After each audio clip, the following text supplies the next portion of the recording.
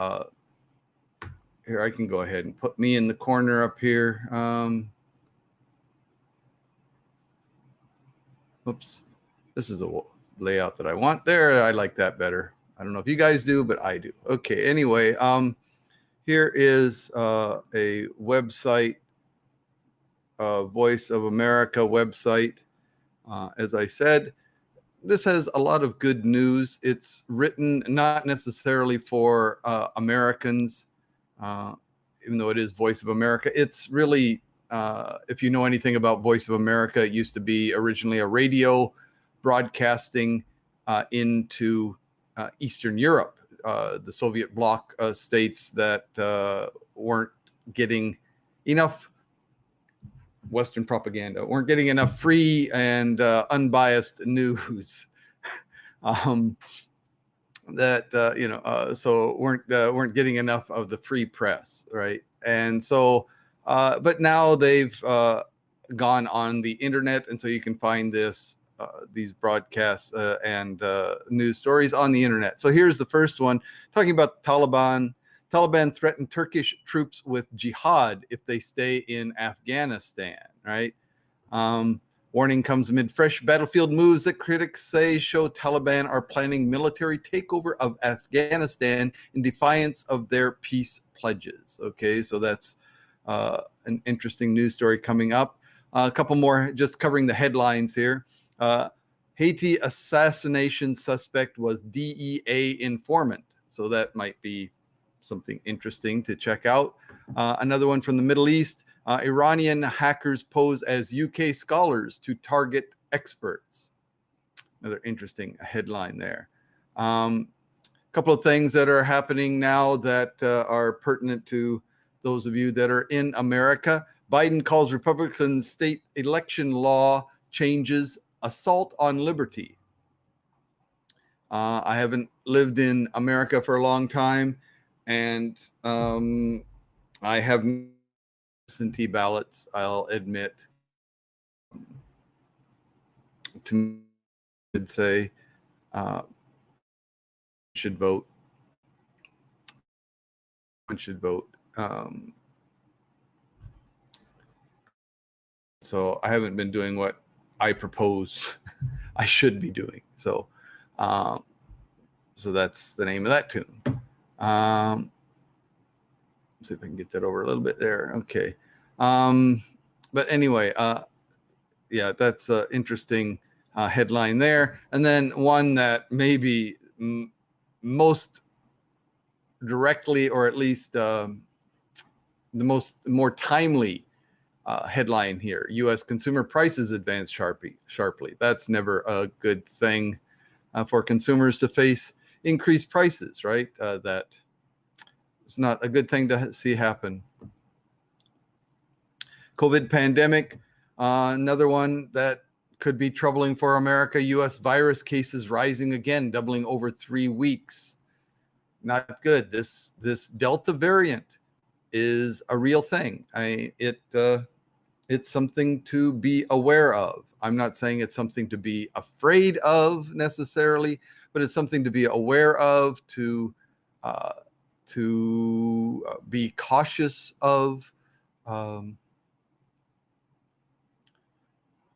It's not to be taken lightly, and especially for those people that have, for one reason or another, have chosen not to get vaccinated until now.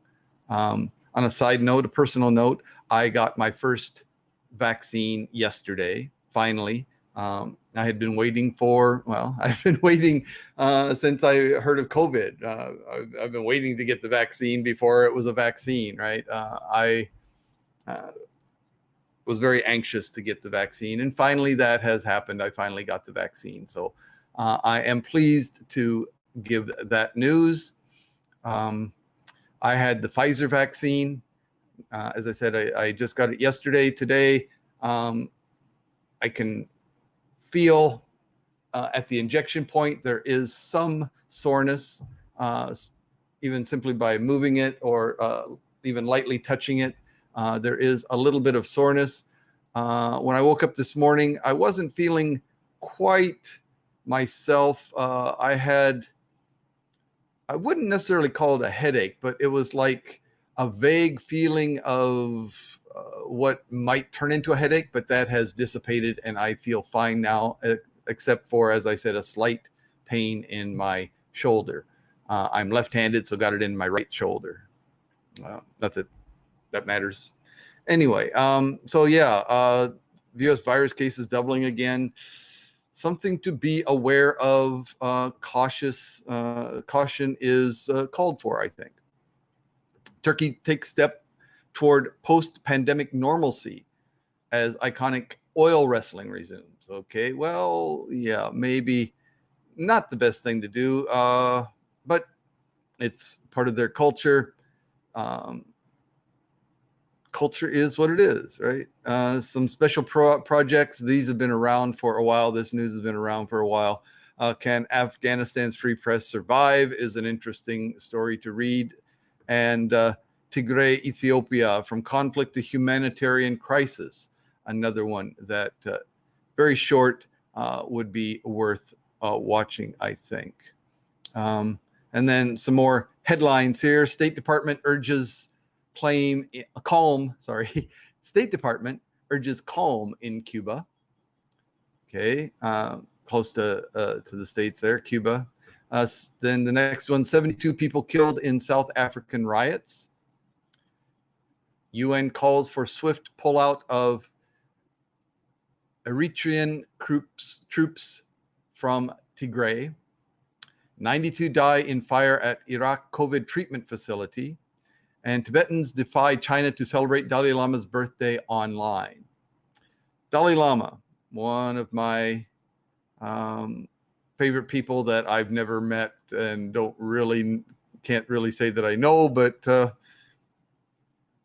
seems like from the internet, which is the only way that I know the man, from the internet stories and reports that I hear, seems to be pretty interesting, to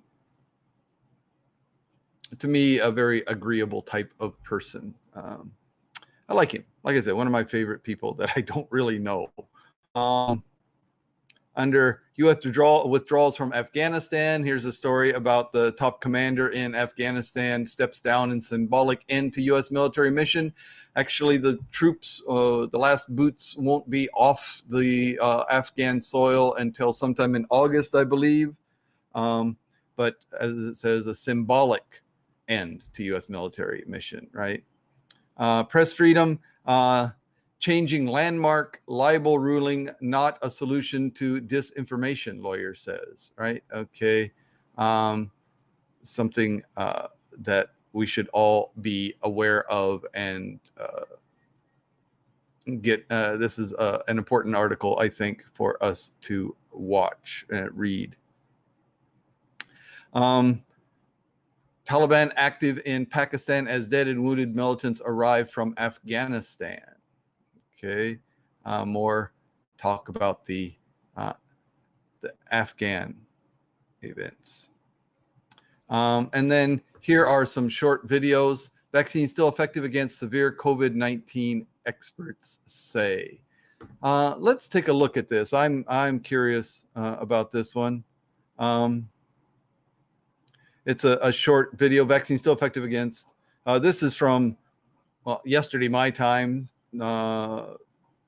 Just about now, your time, I guess. So let's read the headline here, or the summary here quickly. 7 COVID-19 vaccines have received the green light from the World Health Organization so far. And as new variants of the coronavirus evolve, questions arise about how well each vaccine works. It can get confusing. But as VOA's Steve Baragona reports, when it comes to keeping people out of the hospital and the grave, any shot will help.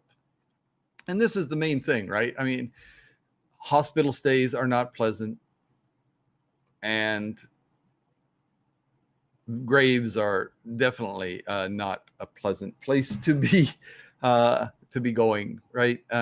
So the vaccine, whichever one we get, that's going to help keep us out of those two locations. Good thing. Let's take a look at it right now. With the Delta variant surging, reports show even some vaccinated people are getting infected with the COVID-19 virus. But those infections are mostly mild. All the vaccines are still working by the most important measure, experts say. They're very effective in doing what we want them to do, which is protect people from serious illness and death. A rash of infections in Israel raised concerns recently that some vaccines are weaker against the Delta variant. But Powderly tells VOA the shots are preventing the worst cases, as a surge in his home state of Missouri is showing. They are seeing infections just like the Israelis saw in people who are vaccinated, but they're not seeing anybody coming into the hospital. All of their hospitalizations and unfortunately all of their deaths are in people who have not been vaccinated. Some of the shots are better than others at priming the immune system. The mRNA vaccines from Moderna and Pfizer generally seem to produce the most antibodies, followed by the viral vector vaccines, Johnson & Johnson, the Oxford University AstraZeneca vaccine, and Russia's Sputnik V. The inactivated virus vaccines from China's Sinovac and Sinopharm are on the lower end of the scale. All of them produce enough antibodies to fight the original strain, but antibody levels start to matter more against the variants, experts say. Maybe with the slightly less powerful vaccines, which aren't inducing quite such a strong immune response, the Delta agent is starting to break through, still maintaining some protection against the more severe end of disease, but it's clearly a sort of sliding scale. And the Pfizer, Moderna, AstraZeneca, J&J, and Sputnik V vaccines all seem to be better than Sinopharm and Sinovac at activating the body's second line of defense, called T cells. A backup immune response, like a T cell response, are going to provide better protection against diverse variants, viral variants, than an inactivated vaccine that only induces antibodies. Still, Fuller says, the Sinopharm and Sinovac shots are much like the annual flu shot. Not perfect, but better than nothing, despite the complaints she hears every year. I hear somebody gets a vaccine, they say, well, I'm never going to take it again because I got sick anyway. And my response is always this, is that, you know what, you would have been a lot sicker, potentially in the hospital, if you hadn't gotten the vaccine. And she says all the shots help slow the spread of the virus, which means fewer chances for dangerous variants to evolve. Steve Baragona, VOA News.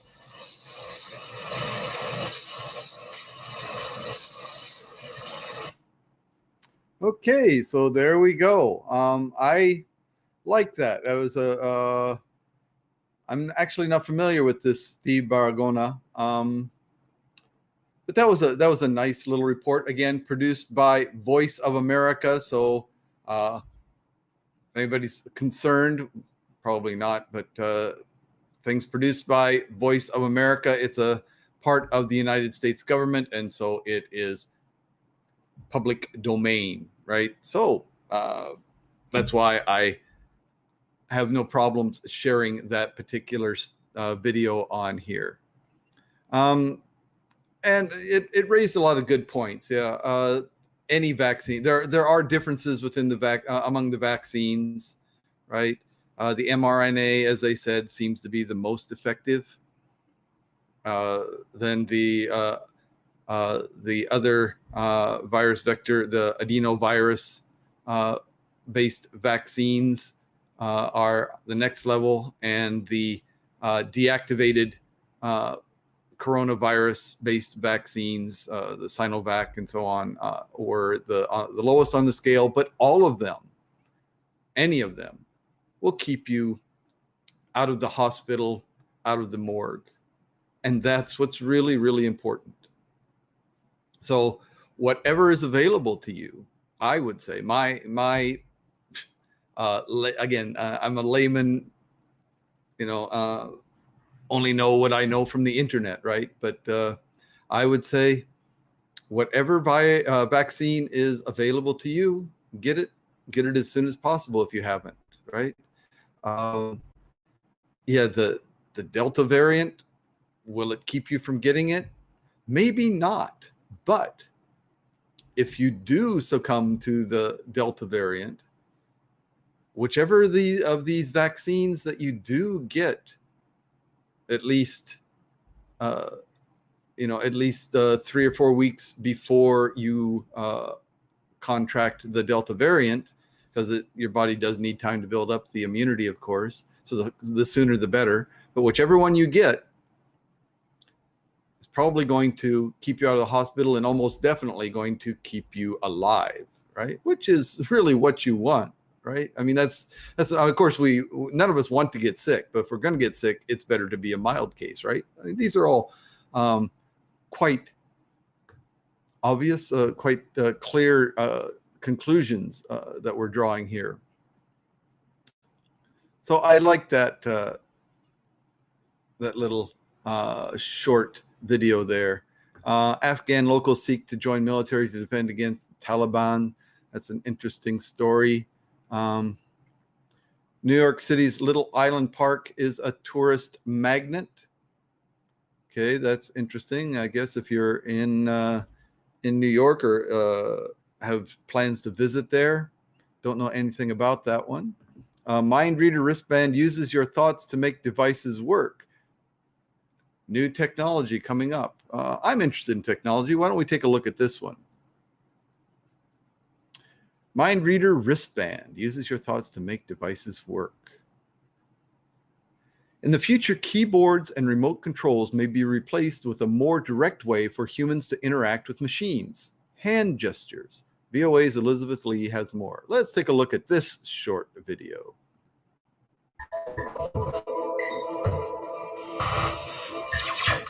Typing, swiping, and even clicking may soon be obsolete. They are already being replaced by voice-activated commands. Call Mama Work. Calling Mama Work. Mobile. Then I can select a field. Next up, wearing a wristband that allows you to interact with a machine with just a flick of a finger. When I press my fingers together, I'm drawing a line. And the amount of pressure is actually translated into the width of the line. The Israeli company Wearable Devices developed this Mudra band that senses electrical signals generated by the body. They actually tap into your mind. That's sort of like the magic of it. When the sensors come in contact with the skin, they detect and translate the electrical signals from the nerves in the wrist into hand gestures through deep learning algorithms. This signal is not coming from the movement, it comes from my brain. So if I move my fingers mechanically with another hand, you can see that there is no change in the signal. From answering phones when it's inconvenient to touch a screen, to taking selfies and playing games. Wearable Devices is not the only company working on this type of technology. In 2019, the head of Facebook Reality Labs announced acquiring the company Control Labs, which developed a similar wristband for reportedly more than $500 million. The Mudra band is being used with some smartwatches. Virtual and augmented reality applications are also likely, but Not every technology is a good fit with the Mudra band. what is certain is that the future of computing will tap into this type of technology to allow users to more directly and quickly interact with computers with just a gesture. Elizabeth Lee, VOA News. Okay, so that sounds interesting. I'm, as I said, very interested in technology and so on. This particular one sounds good. It would be a good supplement, and especially in those situations where, for example, you're not free to speak out. For example, you're in a meeting and perhaps someone calls you.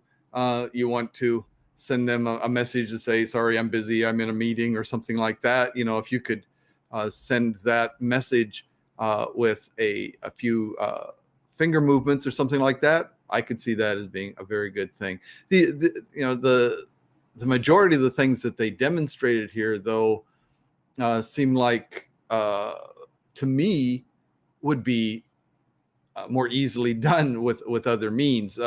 Perhaps it's just a matter of getting used to the new interface, using this wrist monitor, this wrist-based interface. But to me, being able to speak, I mean, I use, for example, on my iPhone, I use Siri all the time to make telephone calls, to register appointments and things like that. I find that very easy. I would find that, to me, in my mind, my image, not having, of course, used this new technology, in my mind, being able to speak to these devices is a greater shortcut than actually going through some kind of hand motions. Again, in certain situations where you can't speak, you don't have a keyboard, or you're unable to interact with your device in more traditional, more standard ways. That kind of interface as a supplement, I could see it being very valuable. I don't see it replacing, but more or less augmenting, supplementing what we already have. So these are some interesting stories. Again, this Voice of America, something good to find here every day.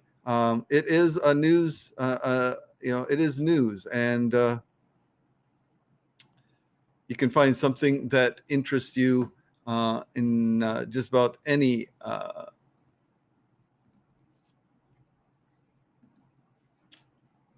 topic, any area, and so on. So if I look for VOA, looking for Asia, here's a VOA Asia for Wednesday, July 14th.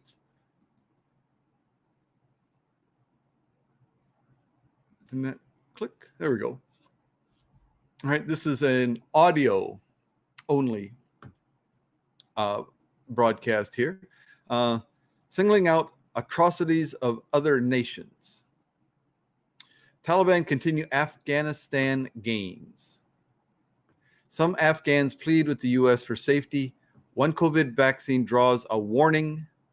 More lockdown in Australia. New remote controls on the way. So these are some of the things actually we've already seen, or at least one of these is. Let's take a look, or let's take a listen to this now. Oh, this is rather long, isn't it? These places represent some of the toughest foreign policy challenges on our agenda. The U.S. Secretary of State singling out atrocious nations. It's Wednesday, the 14th of July, and this is VOA Asia. I'm Ira Melman. Also coming your way, Taliban fighters continue to make gains in Afghanistan. One group of Afghans is pleading with the United States for their own safety.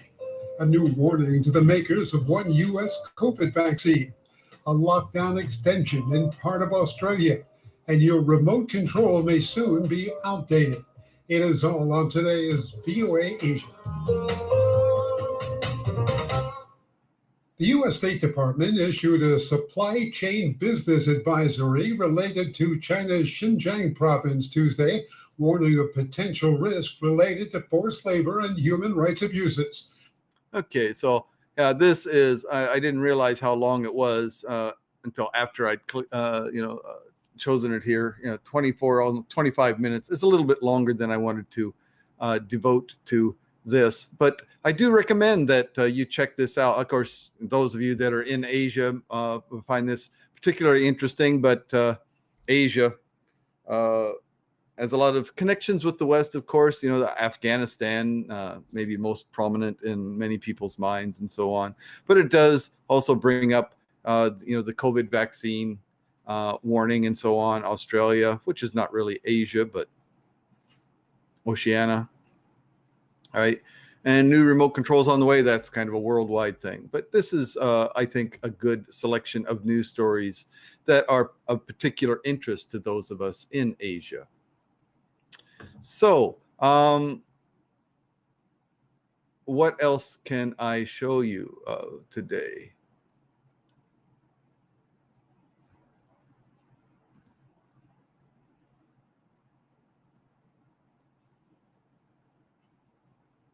Consumer prices advance sharply, right? We talked about that. Yeah. I'm curious though, what is this what is the warning with the COVID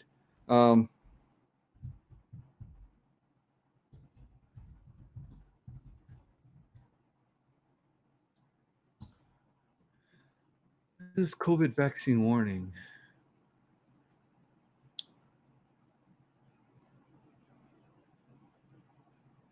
Oh, the Johnson & Johnson. Okay, 3 hours ago. Okay, this is news to me. Let's find out what it says here. Why the FDA issued a new warning about the Johnson & Johnson vaccine. Benefits still overwhelmingly outweigh the risk, experts stress, right? And that is the important thing to stress, right?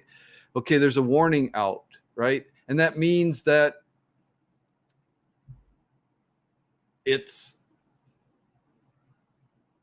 a possibility that some people may have some issues with this, but you're definitely going to have more issues with the virus than with the vaccine. So let's take a look at this.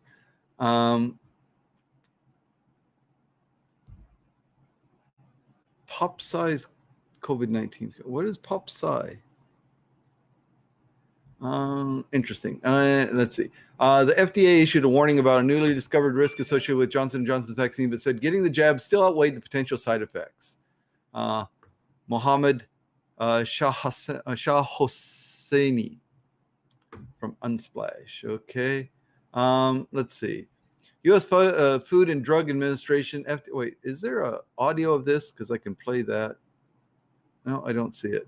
Okay, so U.S. Food and Drug Administration has announced a new potential risk associated with Johnson & Johnson's Janssen COVID-19 vaccine. Out of about 12.7 million recipients of the J&J jab, there have been 100 reports of Guillain-Barré syndrome. Guillain-Barré syndrome? Guillain-Barré syndrome. Not sure of the pronunciation there.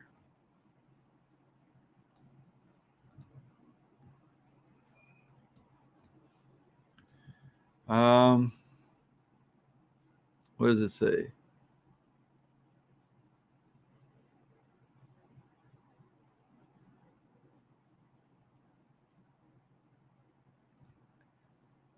Guillain-Barré syndrome. Anyway, whatever it is, a rare but serious neurological condition that causes numbness and can lead to paralysis. While the agency has updated its fact sheet to include warnings about this potential side effect, it still says the benefits of the vaccine outweigh the risk, which is true. Hey, Let It Be, welcome.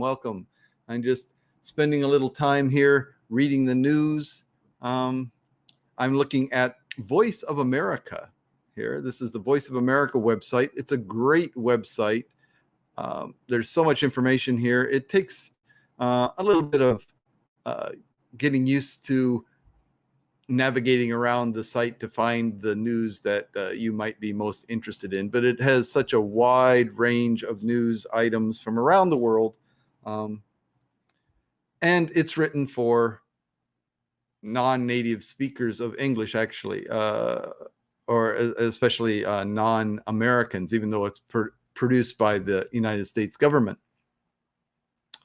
So the benefits of the vaccine outweigh the risks. That's the important point to me in this whole article. While developing Guillain-Barré syndrome is exceedingly rare, those risks after receiving the J&J vaccine seem to be 3 to 5 times higher than in the general population, according to reporting by the New York Times. Still, we're talking, 12.7 million, that's a large number, but 100 reports. So to me, not being a statistical expert, that still doesn't seem, so 3 times. So normally out of 12.7 million people, you would have about 30 to 35 people that would get this Guillain-Barré syndrome. Might be statistically significant, but almost not worth mentioning. Again, if it is going to turn even one person away from the vaccine, I guess people have the right to know, right? People have the right to know. That's the important point there. Let's see. The condition can also be quite serious. Out of the 100 known reports in the U.S., there have been 95 hospitalizations and 1 fatality. Cases are reported mostly in men aged 50 and older, about 2 weeks post-vaccination. So 3 times higher. So that means that out of those 100, at least 30 to 35 of those you could expect to have developed this syndrome even without the vaccine. And of course, it's impossible to say, but the one unfortunate fatality that occurred might have happened again, regardless of the vaccine, right? So again, important information for people to be aware of, but again, weigh the risks, right? You have to weigh the risks for yourself. Guillain-Barré syndrome is a rare neurological disorder. Okay, you guys could read this for yourself. Immune cells attack the body's network of nerve cells, causing muscle weakness, numbness, coordination problems, and even paralysis. Most people fully recover from their symptoms, even in severe cases, but some are left with permanent nerve damage and some degree of weakness, right? So most people fully recover, but not all, right? That's what most means, okay? The cause of the syndrome is unknown and there is no cure, although there are treatments that can reduce the severity of the disease, right? So the U.S. Centers for Disease Control and Prevention, an estimated 3,000 to 6,000 people develop Guillain-Barré syndrome in the U.S. every year, right? So out of the 12.7 million, 100, okay?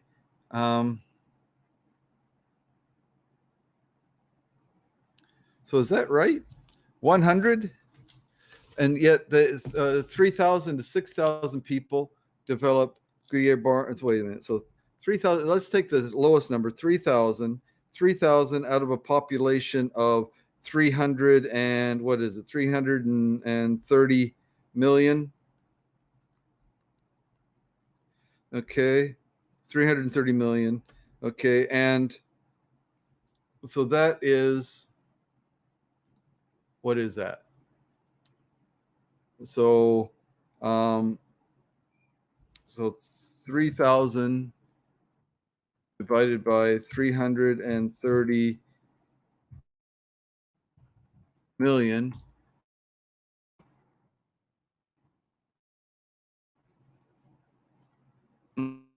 the other way, right? So let's do 330 million divided by 3,000 is, so that's 1 in 110,000. 1 in 100 and, or I'm sorry, 1 million, no, 1 million, 1 in 1,100,000. No, 110,000, sorry, 1 in 110,000. Can't get my numbers right. 1 in 110,000. And so we had 12.7 million, 12.7 million, and divide that by, what they say, 100. So that's 1 in 127 million. So how do they figure? I mean, I took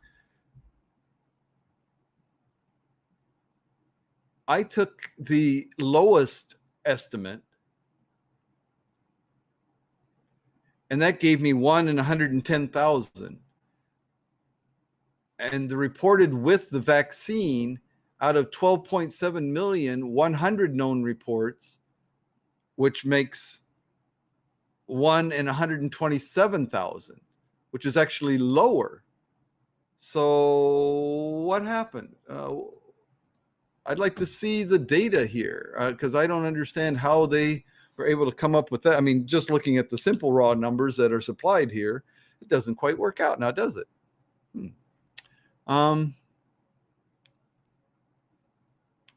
While it seems there's an association between the Janssen vaccine and an elevated risk for the syndrome, the FDA said is a statement that it is insufficient to establish a causal relationship. I would say so. I mean, just looking at what I've seen, yeah. And that the agency will continue to investigate the potential risks according to the Times. People who have been infected with COVID-19 have also developed Guillain-Barré, right? Yeah. So again, that is, to me, that is the big point, is that people worry about the vaccine, but most of the detrimental side effects associated with the vaccine are also present. I don't know most. Okay, many of the detrimental side effects associated with the vaccines also occur as part of the symptoms of the disease itself, and generally are more severe. So if you're worried about the side effects of the vaccine, you should be even more worried about contracting the disease.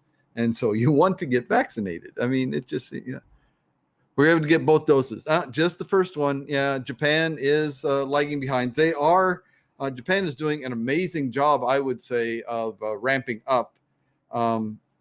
They went from 10% of the population being fully vaccinated to, I think, 25%. I think 35% now have gotten at least one vaccine or something like one jab or something like that. So yeah, I just got my first one yesterday, so I'm not out of the woods yet. As we know, it takes at least a couple of weeks for the vaccine to develop, for your body to develop antibodies after being exposed to the vaccine. And of course, the booster, the second dose is going to really ramp that up. So you have the same resistance there. There is resistance, and and again, it's there is resistance. There is resistance. The same amount, that I'm not sure of. I don't know the numbers in both countries well enough to be able to compare them intelligently, but there is resistance. I've even heard of doctors who have said that they were not interested in getting the vaccine.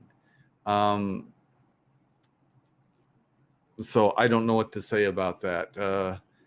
Japanese are generally pretty well educated, but they are rather can be easily swayed by some information that comes out, and so the news that we get from America, I mean, most of what we hear are the scare stories, right? I mean, from a media standpoint, from a mass media standpoint, that's what is going to get the clicks. I missed it. Did you get both shots? No, I haven't gotten the second shot. I just got the first shot yesterday. So I am still vulnerable. I am not relaxed at all yet. I'm very happy to have the first jab, but it's ain't over till the second shot is been in my arm for a couple of weeks, right? I'm okay with resistance, though. It bothers me when people resist for conspiracy reasons. I don't know why. But better protected at least a little. Yes. But again, actually, there's some evidence. Actually, I don't know with the Pfizer. There has been a little bit of evidence from the AstraZeneca, the Oxford AstraZeneca, that people might actually be slightly more susceptible to the disease the first week or 10 days after the first vaccine, perhaps because their body is now distracted, preoccupied with fighting off the invasion, the fighting off the vaccine, developing antibodies for the vaccine. And so that might lower the resistance to the actual disease. But that's not clear. And as I said, I haven't heard any clear studies on it. Just seems to be note to some of the research that I've heard. People haven't read the research, so third hand, so an assault. But that, to me, that makes sense, that you do something, your body, it now has to concentrate on that, on building up immunities, building up antibodies against the vaccine. And so it might be slightly more susceptible to the actual virus. for a period of time. Will that actually keep, if I were to contract the disease here in the next couple of days, would me having had the vaccine a couple of, a few days before contracting the disease, would that benefit me in any way? Now that's the kind of information. I just don't think there are enough people that have been in that situation that they have any real data on that. So I don't know. But yeah, I'm very, very happy to have had the vaccine. I got the Pfizer.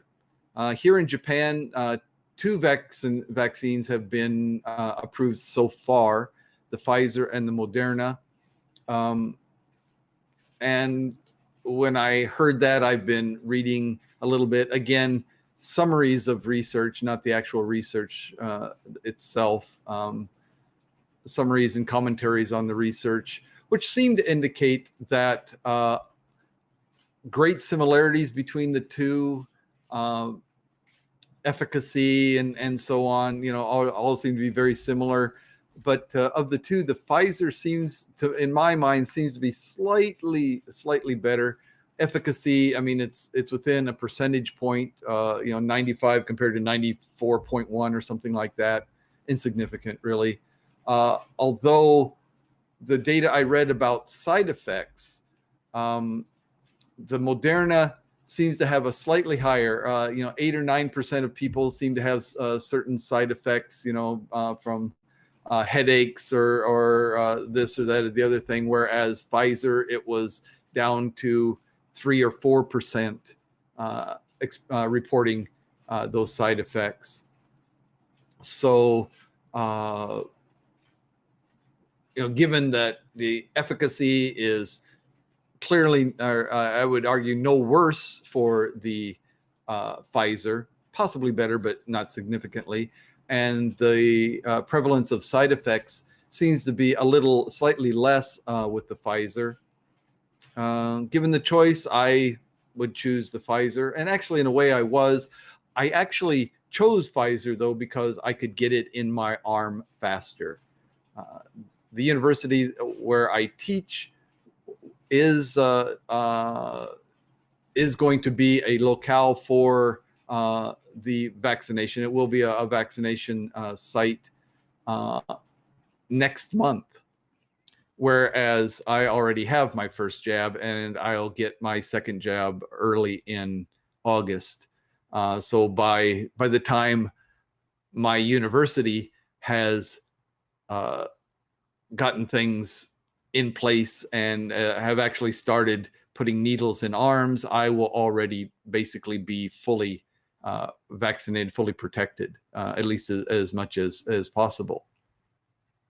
So for those reasons, yeah, I'm quite happy to have gotten the Pfizer when I got it. I could have waited, but sooner is better. I actually could have possibly got it a little bit sooner by going to a city location. I actually chose a hospital, a small to medium-sized hospital. I felt that there wouldn't be, the crowds associated with the city location. I'd heard of rather large queues, large lines of people waiting to get the vaccine at some of the public places, and also transportation-wise, it would be a long walk. I went to Walmart. Oh, cool. We don't have Walmarts here. We have a Costco now. Walmart, yeah, Walmart, nice. It's good that Walmart's doing things like that. But yeah, I could have gone downtown. The hospital was a little bit closer, so I got on my scooter and I didn't have to worry. I could have ridden my scooter downtown, but it's a little more traffic, and like I said, a few more people. You don't want a Walmart. Yeah. Yeah. There are, certain things about America that I don't miss. And Walmart is one of them. I don't miss Walmart. Yeah. Things that are different between America and Japan. I mean, for one thing, we Yeah, I guess we do. We rarely open cans.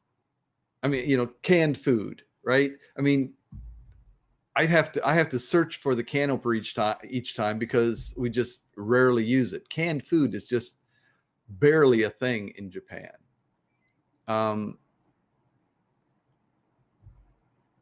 Fresh, frozen are both, in my mind, better, healthier alternatives than canned things. Things that some things are in glass jars, which again I prefer to cans. I mean, I know that the BPT or whatever it is, BHP, whatever that chemical is that they used to use to line the cans has that's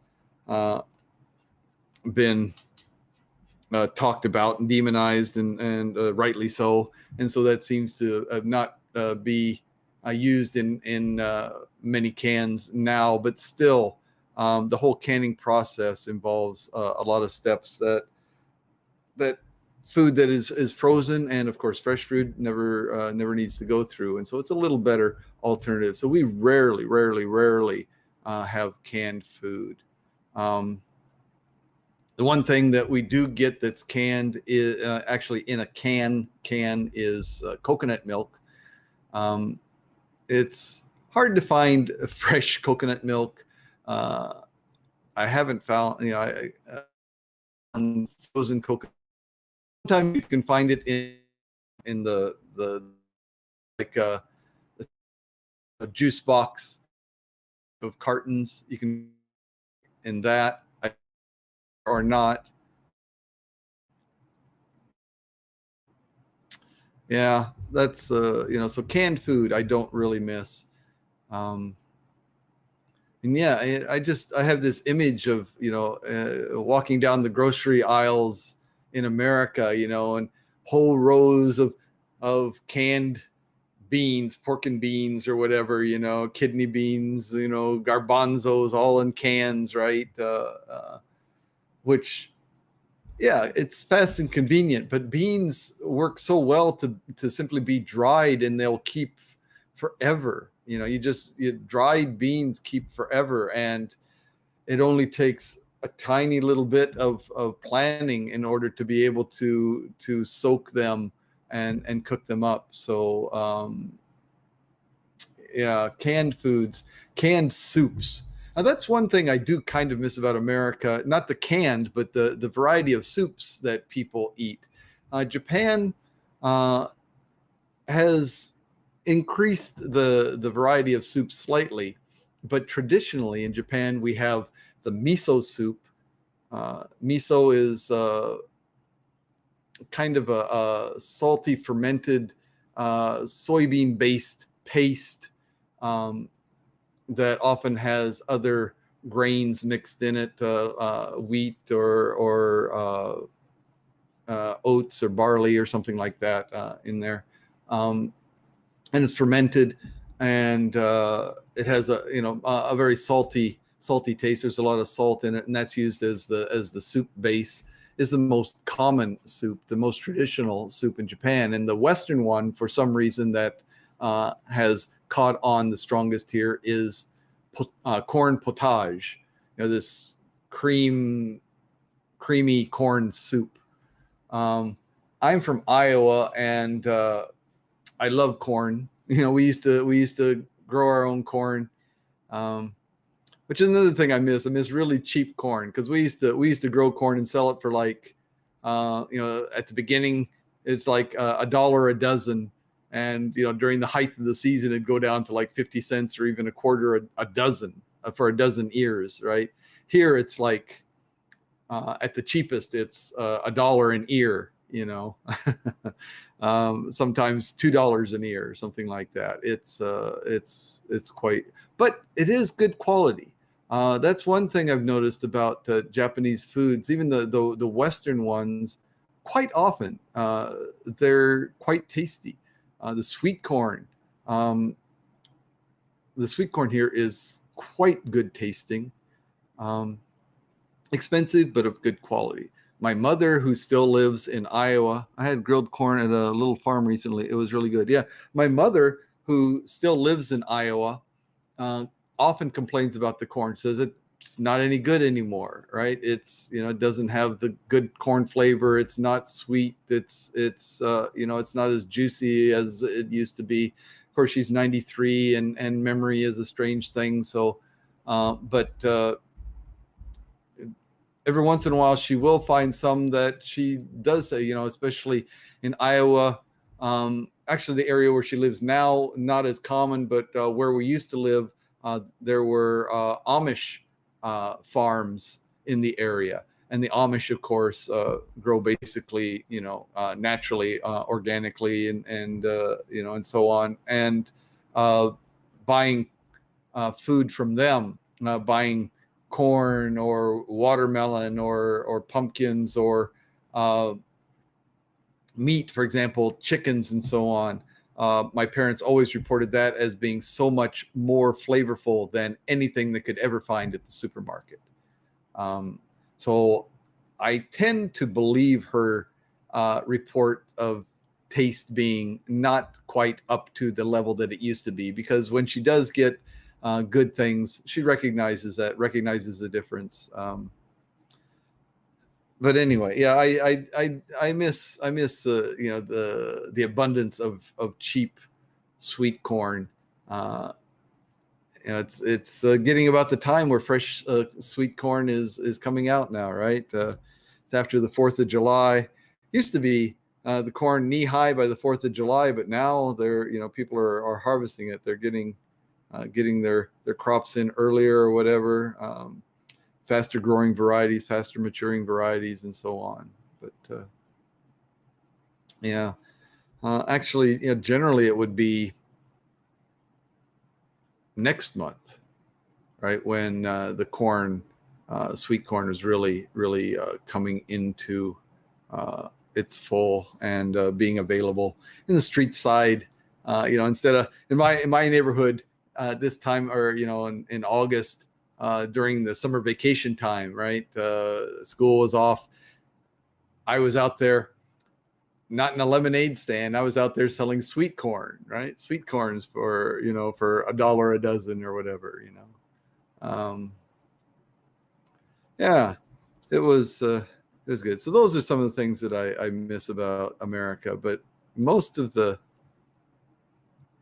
things I don't really miss about America. Although I am very happy to have Costco here. Maybe Costco is more almost an international phenomenon now. But I mean, it started in America. It's really an American company. The problem with Costco, especially here, is that it's not a grocery store. It's a food warehouse, basically, right? So you have to buy things. Most things are available only in rather large quantities, buy in bulk type of things, right? You buy paper towels, you get a pack of whatever it is, 24 huge rolls of paper towels. And in America, I guess if you have your typical American sized home, you have lots of storage space. You've got a pantry room or some kind of a closet or something where you can put your paper towels, your bathroom tissue, your things like that, or your canned goods or whatever you're storing there, and so on. Here, space is at a little more of a premium, and so having these large volume of goods as the only way that you can purchase them at places like Costco. It takes a little coordination with your friends. Okay, all right, I'm going to buy a pack of paper towels, right? You get together, 3 of your friends, and each take a quarter of it, right, and divide the price. It's not that the price is that high, but you just simply don't have the room to store all those things, right? Yeah. But Costco's really nice, especially I like the lunch counter, get yourself a pizza for what is it? 12 bucks, 14 bucks, something like that, whatever it is. Something like that, maybe even less. I can't remember what the price of a pizza was, but whatever it was, the price of a large pizza, or they only have one size, I guess, but the price of their pizza, which is equivalent to the largest size that you can typically find in Japan, maybe not even typically, it might even be larger than the typical large size, is about half to a third the price that you're generally going to pay. And the quality is definitely at least as good, if not better. It's another thing, pizza. Pizza's different here in Japan. Pizza, the crust, the dough, the bread, that the pizzas, I mean, to me, that is very, very important. And there are only a couple of places in Japan that really do it right. One in town here is Pizza Pockets. They do a pretty good job. We have Pizza Hut here, and Pizza Hut, even in America, was never my favorite pizza. It was okay. And it's what they have here seems to be pretty close to what I remember. Of course, it's been 30 years, more than 30 years since I lived in America, so I don't really know. Maybe they've changed the recipe or whatever, or maybe it got adapted in some ways for the Japanese market. I'm not sure. It's not quite as good as I remember it. Again, memories of a strange thing, so who knows? There are only a few places that have really good pizza. Again, starting with there is one place, Salvatore, Italian style, so it has a nice, nice thin crust pizza, and they do a really good job. But the chains here, most of them are not very good at all. And then they put strange things on their pizza. Strange things, so like corn, right? Sweet corn, right? Kernels of sweet corn spread around the pizza. No, that's not a pizza topping for me. Potato salad. I've seen dabs of potato salad on the pizza. That's not a pizza topping for me. They have traditional things, the pepperoni, the mushroom, the sausage, and so on, onions, olives, green or black, and so on. But then they have these other strange things. Fortunately, from my viewpoint, I've never seen a Hawaiian pizza here. Yeah, potato salad. Yeah, potato salad. Both potato salad or just like chunks of cooked potatoes. Not French fries, but cooked potatoes. Probably cut up and slightly seasoned and maybe fried up in oil and put on there. Maybe they were boiled and seasoned and then put on there with bacon or something like that. And then that was supposed to be a German pizza or something. I don't know. Potato salad. Just strange things. But sweet corn, I love sweet corn, but my sweet corn either is going to be as a side dish, that I eat with my fork or spoon or whatever, or on the cob, right? But here you find it in salads. I've actually come to like, or at least not dislike, having kernel corn chopped up and put in my salad. That's not bad. It kind of makes sense there. I mean, it is a vegetable, and that sweetness goes well with certain salad ingredients and so on. So that I can kind of see. But the corn potage, I'm not a fan of. Corn on pizza, I'm not a fan of. Yeah, so I don't know. They just do some things differently here. Japan is traditionally a rice culture, but the bread here is actually quite good. You find really excellent bakeries here. You really do. Places that where the baker really seems to know what he's doing. Bread is probably more expensive, and maybe the price per item is not so different, but the volume per item is probably much less here, which again is kind of a good thing. I think one maybe not such a good thing about America is the large portions that food is seems to be always served in. It's like, volume is one of the major appeals of American cuisine. American cuisine. Whereas, here, it seems that, the volume is not the issue. Smaller portions are a good thing, I think. And American eating culture tends to promote overeating, I think. These all you can eat, all you care to eat, all you want to eat, however you want to phrase it.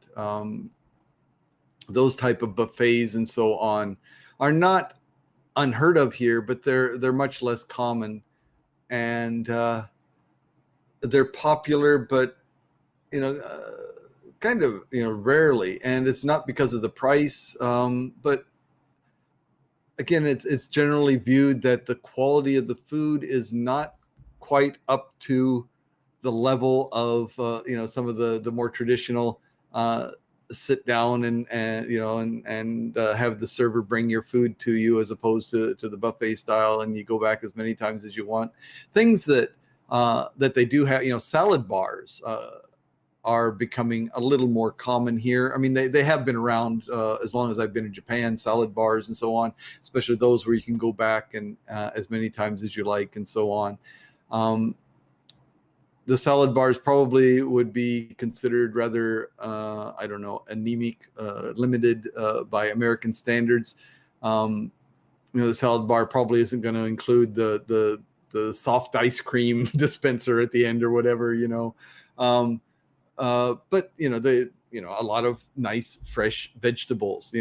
What a salad bar, to my mind, should be. You can make yourself a nice salad. You got a wide choice of vegetables. Sometimes, fruits and often fruits and so on would be included there. Probably not going to find very much pasta, if at all. The macaroni salads and things like that, not so much. Not totally unheard of, but not so much. Instead of that, you're going to have things like gobo. Gobo salad is actually quite good. It's good for you. Gobo is burdock. If you don't know what burdock is, burdock to an Iowan, burdock is that crappy weed that grows out there among your soybeans that it's one of the main reasons that Roundup is so popular, right? The glyphosate based poison that they spray on the soybeans is to get rid of the burdock. Burdock is a very long, thin root. It can be probably 3 foot long and only about as big around as your thumb, or maybe so it's like the color is very light brown, not white, but yeah, very light brown, darker brown on the outside, light, very pale brown on the inside. And it's high in fiber and not a strong taste. I don't know how to describe the taste, but they use it in a lot of different things. You can use it in soups. They slice it up very thinly and so on, and it can be like sengiri, like very thin. You're like shoestring potatoes, but about a quarter that thickness yet. Very thin, and things like carrots and so on, and mix that up with a little bit of mayonnaise and flavoring and so on, and make that into a salad. So that type of thing. But pasta, not so much. The Japanese love noodles, but that's not typically, the macaroni salad, potato salad more often than the macaroni salad, because it is, it's a salad bar. So you might find potato salad there sometimes, but not always. Things like cottage cheese. I like cottage cheese. And recently I've started to find it very small, very, very small little containers of cottage cheese for probably double the price that you would pay for a large container of cottage cheese in America. So I don't buy it. But you're not going to, and so I guess the price prohibits it. You seeing that as one of the items on the salad bar. But yeah, food in Japan, yeah, quality over quantity. And I heard this years ago. There's French cuisine and Italian cuisine and so on. Don't hear a lot about British cuisine, fish and chips, I guess. I don't know, but America, it's not British food and American food. American food culture is based more on eating than it is on the high quality of the food itself. Quantity over quality, it seems. And the way food is manufactured and marketed, for the mass markets, low price, poor nutritional value, high calorie, but with a taste that hits the lowest common denominator for people's, what people want to taste in their food, right? Too much salt or too much sugar, too much fat. They tick all the boxes for, the things that are going to entice people to eat them and to become repeat customers, because there's something in that appeals to them, and at the price and the volume that you get for that price. Keeps people coming back for more, right? Yeah. So there's a lot of things that I just don't miss about America, and the food culture is one of them. It's not that there's not really good food in America. Obviously, there is. There's just amazing food. It's just that the food that is marketed toward the masses is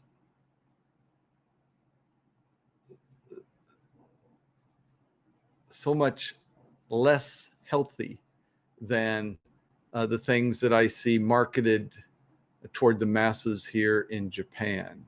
They just, as a society, they seem to recognize the fact that, hey, we don't want a bunch of people in the hospital, right? So we don't want to be, selling them a bunch of crap, even if it is cheap. And the Japanese consumers also maybe more discerning than a lot of American consumers are. They don't necessarily look for the lowest price. And but a lot of things are kind of silly too. Maybe some leftover, baggage from times before, but so like goods that goods that don't look right. So if there is a, for example, if there were some canned good that the can was dinged, right? Or the label was scratched. The can itself was fine, but the label was scratched or dirty. Japanese won't buy that. That will end up in the discount bin at some time, and then maybe some people, some Japanese, the really lower income people might look at that and still be reluctant about buying it. Which, you know, I don't think that's particularly good thing. You know, a scratched label, a torn label, that's not a thing for me. I'm still American enough that that's not going to bother me. But yeah, so these are things. They're you know, in some ways they're smart shoppers. In some ways they let their preconceptions or prejudices get in the way. But that's the same anywhere, right? Yeah. So here, hopefully in a couple of minutes, I've invited my buddy Jeff to come up and see if we want to talk about layman's philosophy. See if Jeff is going to come up and join me here. He usually does about this time, but haven't heard from him today, so I don't know what's going on. If he doesn't come up, I may end this a little early. It's hard to have a good conversation by yourself. You know, I mean, I could,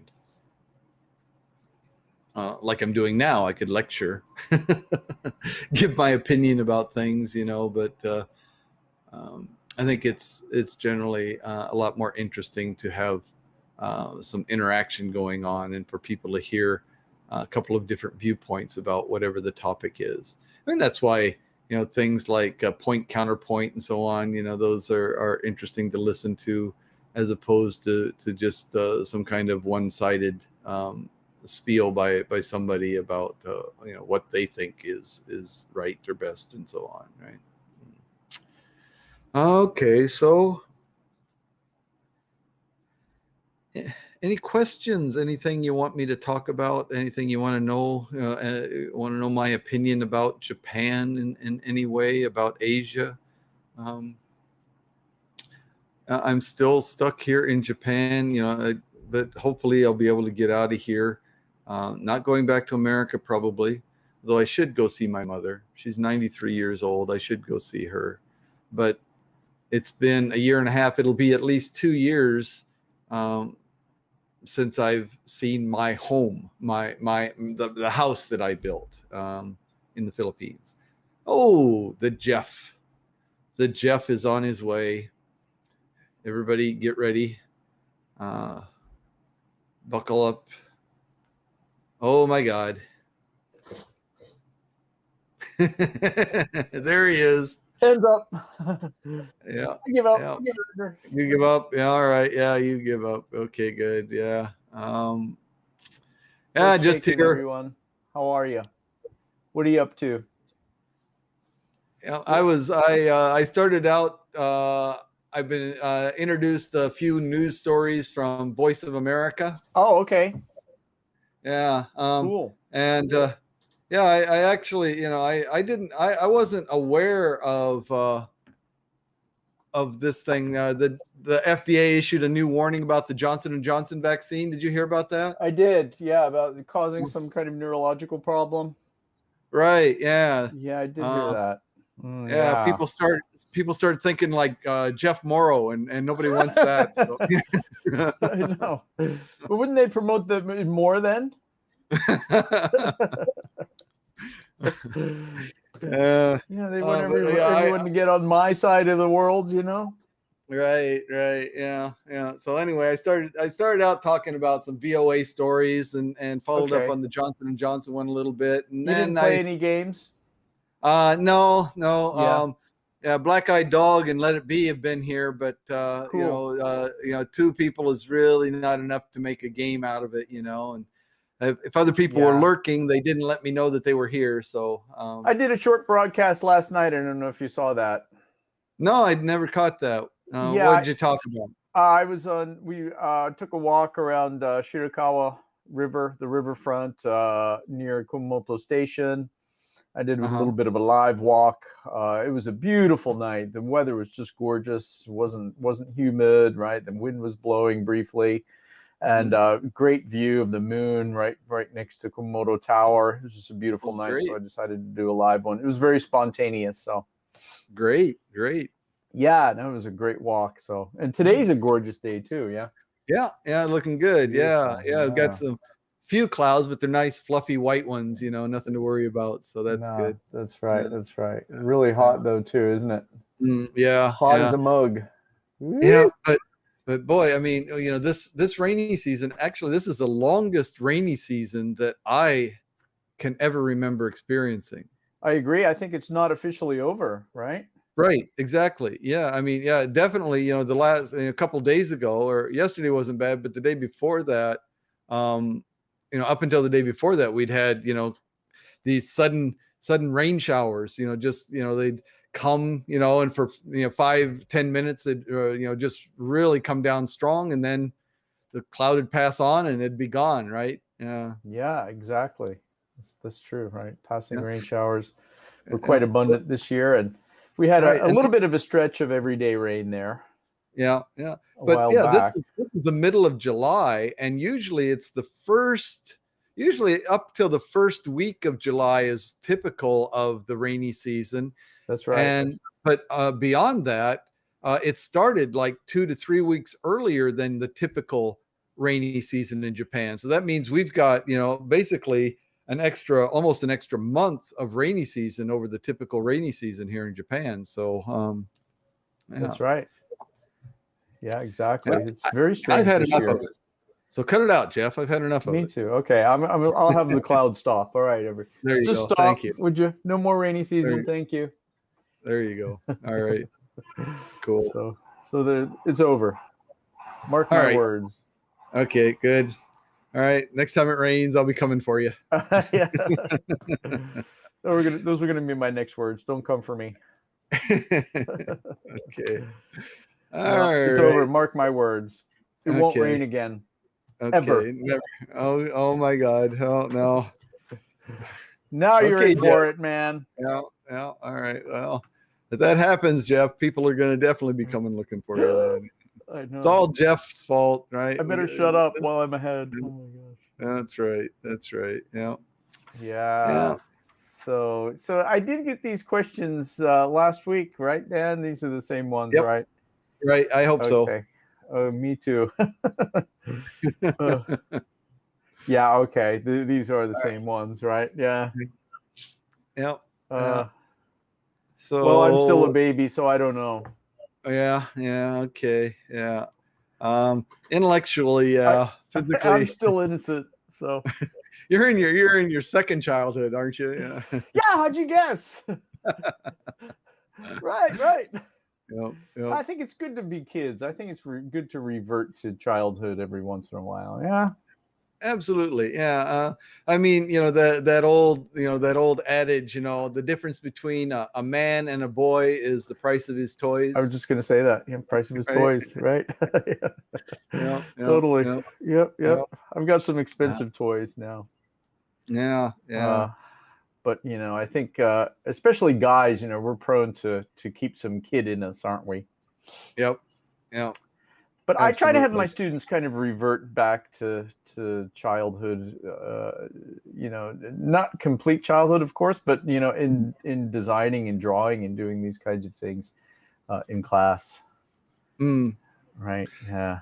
And, Which is one point that I've often noticed is that my students almost to a one that they are good artists. I mean, the ability to draw is so prevalent among Japanese, at least. It really is. Yeah. I don't know. I mean, maybe it's growing up with the anime or something. That was a thing that everybody learned to do. Draw these anime or whatever. Yeah. Could you hang on a second? I want to show you something. I got to show you Okay. something. Hang on. All right. Yeah.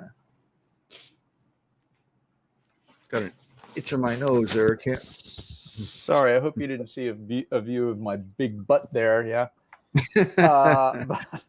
I looked away.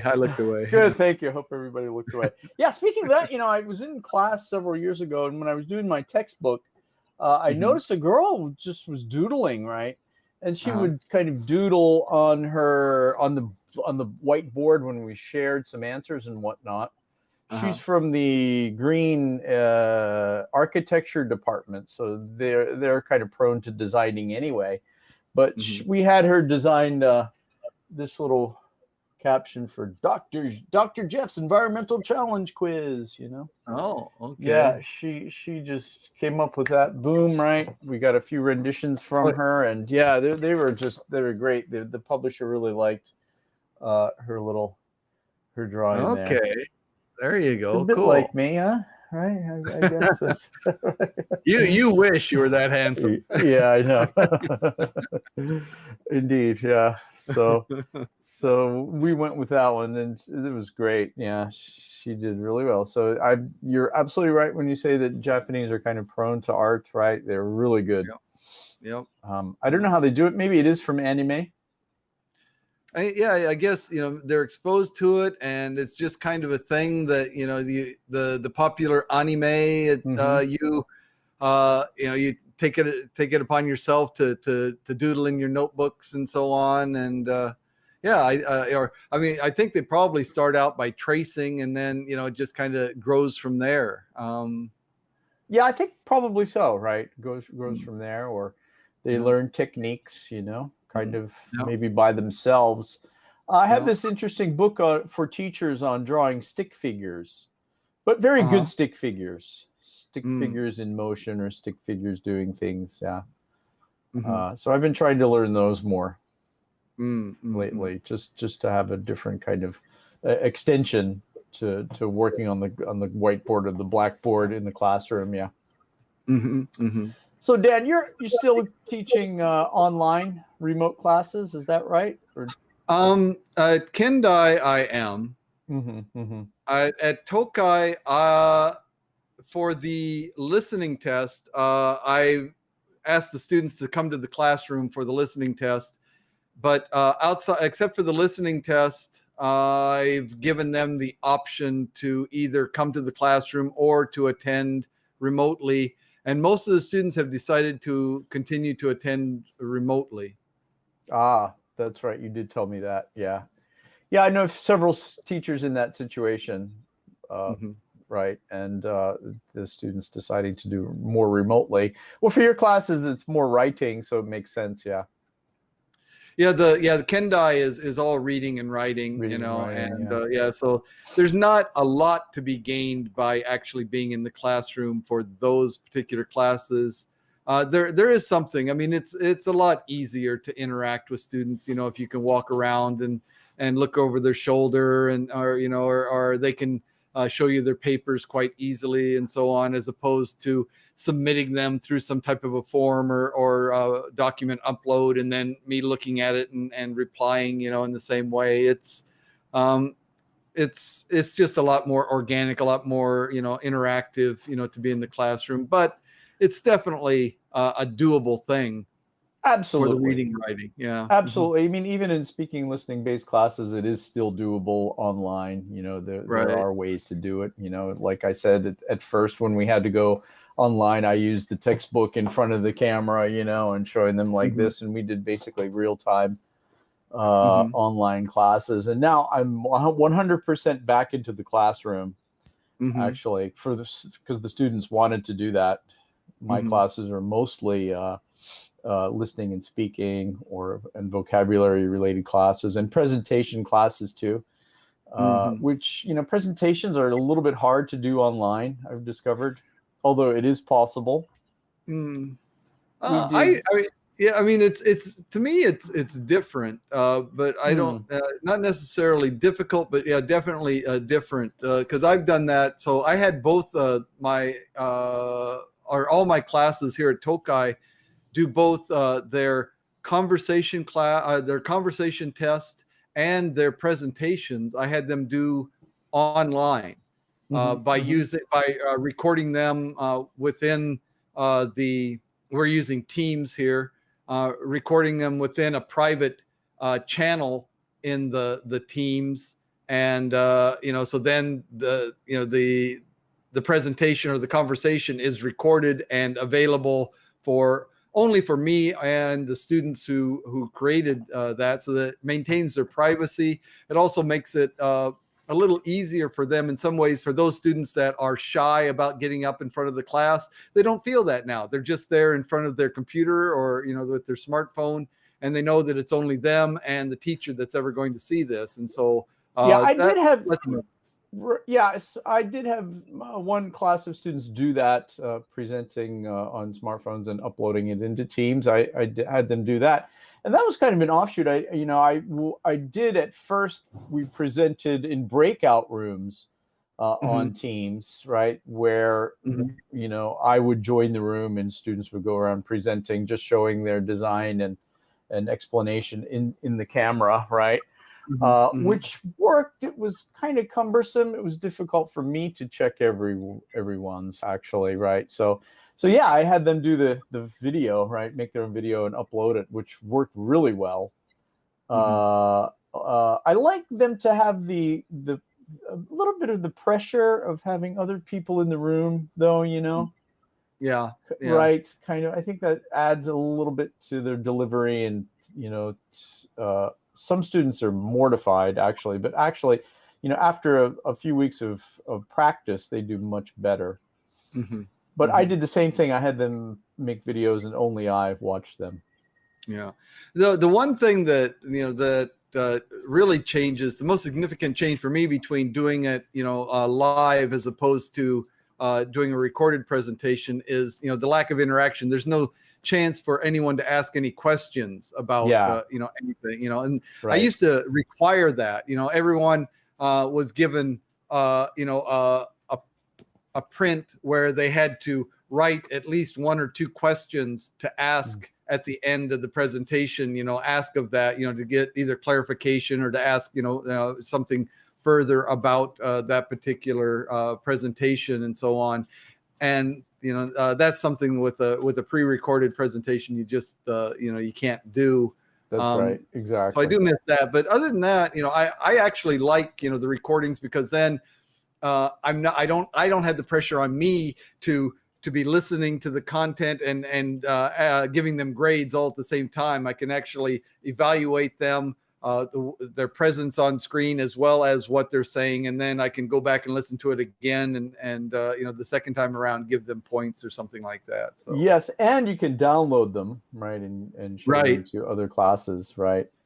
Which I used to, when we did it live in the classroom, I used to record physically with a video camera and do it that way. Yep. But yeah, I did that too. Yeah. With again at your school at Kendai, when I was teaching in the English literature department, since it was part of the English curriculum, I was a little more demanding and about the things with the presentation. Here at the school, where the English is basically only the general education requirement is the only English classes that most of these students take, I'm a little more forgiving and a little less demanding about some of these presentations and so on. Just get through it. Yeah, right. No, yeah, because I'm in that boat now, actually, right? Being in a science department. But yeah, just get them through it. And I try to, have them level up a little bit, even though they're in the science department. But yeah. So yeah, sounds good. So if babies are considered, like we talked about before, I'm still in babyhood. Right. So I'm still innocent. So I don't know. Bye-bye. No. Okay. Actually, this got me thinking about a podcast I was listening to. Now, this might be a different impetus to the question, but I was listening to a podcast this morning. It was on 2020, ABC 2020. That show they have. Yeah. It's kind of a weekly magazine show. And I listen to it as a podcast sometimes. And today I just happened to listen to it on my way to work, and it was called Evil in Eden. And it was about two boys, actually brothers, who were abducted when they were kids, when they're 7 years old and 8 years old, I think it was, right? The older one was abducted first, and the older one kind of, the guy who abducted him, told him all these lies, like he was going to adopt them and they were going to change their names and live with them. And so the older kid got his younger brother actually abducted as well, right, by the same guy. So they were kind of living together, this strange kind of life, but they knew that they had another family somewhere, right? It turns out the younger boy escaped and told the media. So now it was out into the open. The older boy eventually also got away, and the younger boy kind of, had a little bit of fame attached to his ordeal. The older boy kind of was shuffled off to the side, and the older boy, interestingly, kind of became this strange serial killer almost. Yeah. And it was, and I thought that, okay, well, in his case, his innocence was robbed of him. Right. So I think someone is innocent until they're robbed of their innocence, maybe, or their innocence is somehow depleted, or they were kind of taken from their innocence. So this might be a different viewpoint from that. Ceasing to be innocent, right? Right. Yeah. I think they lost their innocence, or it was robbed from them when they were in their teens, right? Late teens, early 20s, etc. As far as organically ceasing to be innocent, that's a tough question. Yeah, what do we mean by innocent? That's exactly right. Right. What do we mean by innocence? Do we mean that you're more aware of all the negative things that go on in the world, or things that could turn people one way or the other? Right.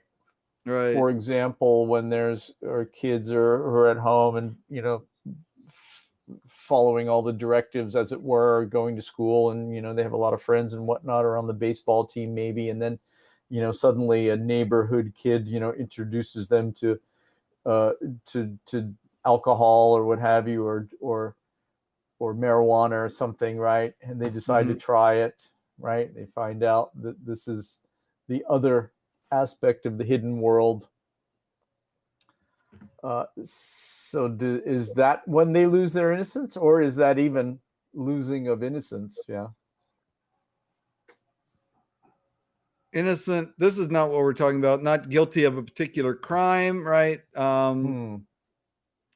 Having no knowledge of the unpleasant and evil things in life. Okay, that's just what I was getting at just right now, right? Right. Where people are innocent as children, you don't know about these things going on necessarily, and then you're introduced to them, right? Perhaps through someone. So that's kind of my take, that it's robbed or taken from you by the introduction of it from someone else. Yeah, so I would argue that it's not a factor of time or age, but more a factor of the environment that the individual is in. Take for example the possibility, whether such a society actually exists or not, but I've heard stories, reports of these remote tribes, that basically, Eleanor's here. Hello. Oh, hey, Eleanor. These remote tribes that, for example, that basically know no murder, and the possession, they know no, the concept of stealing from each other and so on is just totally unknown. basically, most of the things that we would associate with with these these bad things, evil or whatever, unpleasant, Right. evil things are basically unknown. I mean, unpleasant. I mean, I'm sure they have unpleasantness, when if someone is attacked by by an animal or something like that, or some falls ill or something. But yeah, so I mean, they could live their entire lives and be basically innocent, right? Well, that's true. I think they could. I think they could, and I think there are people like that. Absolutely, right? Yeah. They're just not introduced to it, or just don't go that direction, right? When I So came to, yeah, go ahead. I was just going to say, why then do we, often refer to these societies that we just talked about, these tribal societies, as primitive? It seems to me that they're not primitive; they're actually advanced to the extent that they don't have this type of problem of lost innocence. They maintain their innocence their entire lives, right? It seems like something to strive for, not to avoid or take away from them. Sure, absolutely. I think it is something to strive for. Yeah, I think they have different needs, different necessities in life, right? Perhaps they're not spoiled, right? Right, they're not given the whole breadth of any ability to do anything, right? They have rules, they have life challenges, right? They have to perhaps in some cases find food, right? Or right, and survival is a lot of it too, I think. Right. When I first came to Japan, I realized, gosh, it's it seems more innocent comparatively than the United States in some ways. Wouldn't you say so? Yeah, definitely the concerns are different. Definitely the people, the things that people are concerned about, and what they view as evil, or is definitely different in a lot of cases. Yeah. Yeah, I mean, right, in America, there are always these, group of people, this is just a broad example, but maybe, sneaking off to do something, and you're always wondering, what they're doing, or, right, or the illicit things that, people engage in, right, et cetera. Whereas in Japan, people, I don't know, people are trying to kind of get through, kind of doing the best they can, and within the boundaries of society, right? So maybe it's more innocent in that respect, right? And some people's humor too is much more innocent here, right? Yeah. I mean, innocence. From the idea that so honesty. I mean, if we look at being dishonest as evil or an unpleasant thing, I mean, the Japanese are generally, I think comparatively more honest than Americans are, on a whole. Yeah. No, I think so. Right. Yeah. Eleanor says, how are we defining innocent? That's right. Until when they learn to lie. Oh, that's a good question. Yeah. What is innocence? Yeah. And I think you're right. I think, and you're right, Dan, the people in Japan are kind of more innocent, more truth speaking and truthworthy, I guess, because I guess it's involved in society with a harmonious aspect, right? With maybe it goes to the population density. There's just so many people in a square foot or a square meter in Japan as opposed to other countries. Perhaps that has something to do with it. So they kind of have to have a good relationship with one another, and therefore, right, they're more true or what have you. Yes, yeah, More innocent. I mean, they have respect. a longer tradition of successful, organized, ordered society, right? America, has its history of fighting for independence and exploring the new areas and taking them away from the people that already lived there and so on, right? Yeah. Japan, I guess it could be argued that there was a period of Japanese history when there were other people living in some, at least in some parts, the Ainu and so on, but that was so many years ago that that's become more of a distant memory, at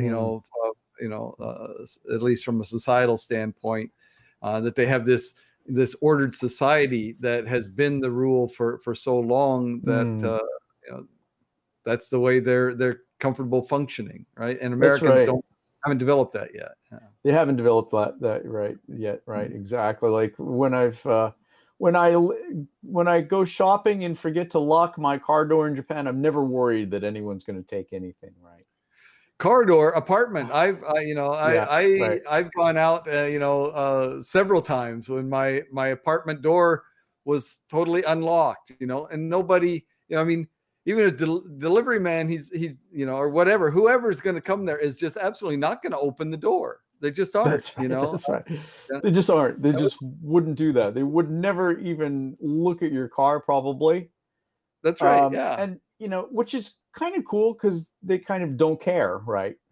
About your car or what's in your car. They don't really care, right? It's the way America used to be 50 years ago. I remember in my little, at least in parts of America, I remember in my little hometown, that there were a large number of people that I knew that never locked their homes.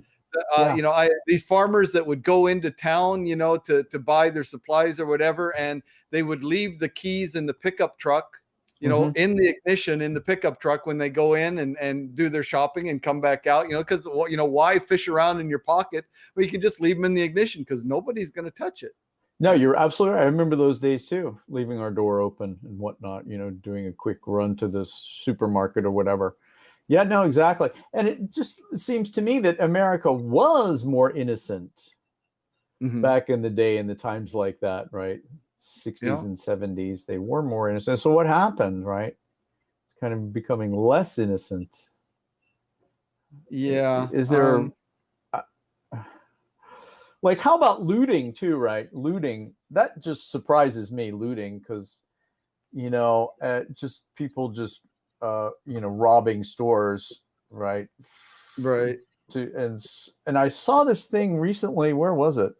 On the news. I guess it was in California or Washington State, where people would they would have these gang robberies. Like 12 people would run into a store and just grab as much stuff as they could and run out, right? And a lot of this stuff would show up on the street corner, right? Being sold again, right? Being resold. Yep. I thought that was just, my gosh, that's crazy. Yep. Yeah. It's too bad. I suspect, there are so many factors, one, is the long Japanese history of this, regimented society, they had, until recent history, they had a very clear caste system, basically, the different levels of society, and that, so everybody has this long history of people, feeling that they have a particular place that they fit in society, and basically resigning themselves to that, or being comfortable with that. And even as things became more egalitarian, then it's like, okay, we're all the same, and still they're comfortable with that. There's not this dissatisfaction, where in America, I think, from the very beginning, there was so much emphasis placed on success, or rising above. Trying to float the idea that everyone is equal, everybody has the same opportunities, and yet at the same time, definitely creating and maintaining differences within society. From slavery and so on, right?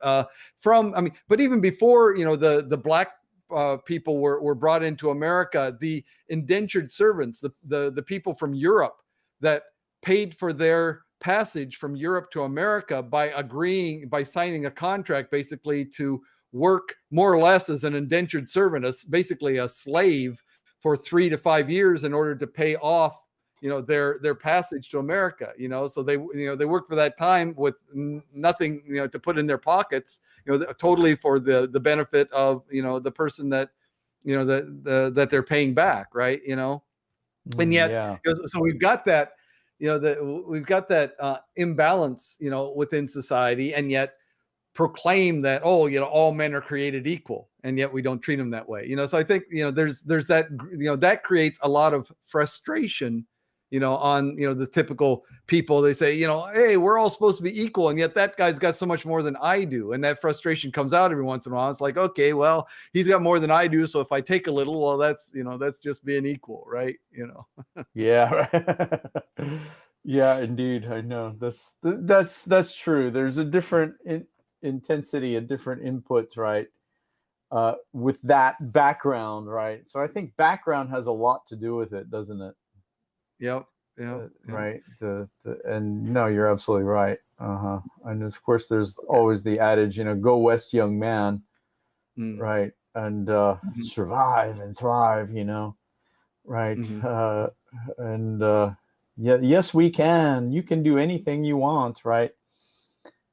Which, I think there's a couple, problems, like looking at that aspect, a few problematic. That's got to be frustrating. People can go, yeah, sure. That has to be so frustrating, especially for minorities, because white privilege is a thing, in America and in other places too, but people are on one hand told that everybody has the same chances, for advancement within, this society, right? This is America, the land of the free, home of the brave. We're all the same, all men are created equal, and yet the facts, actual living in that society, you realize that is not the case, so that's got to engender frustration among, segments of the population. And, so it's gotta come out once in a while, right? It does, right? So I think probably Japan was in that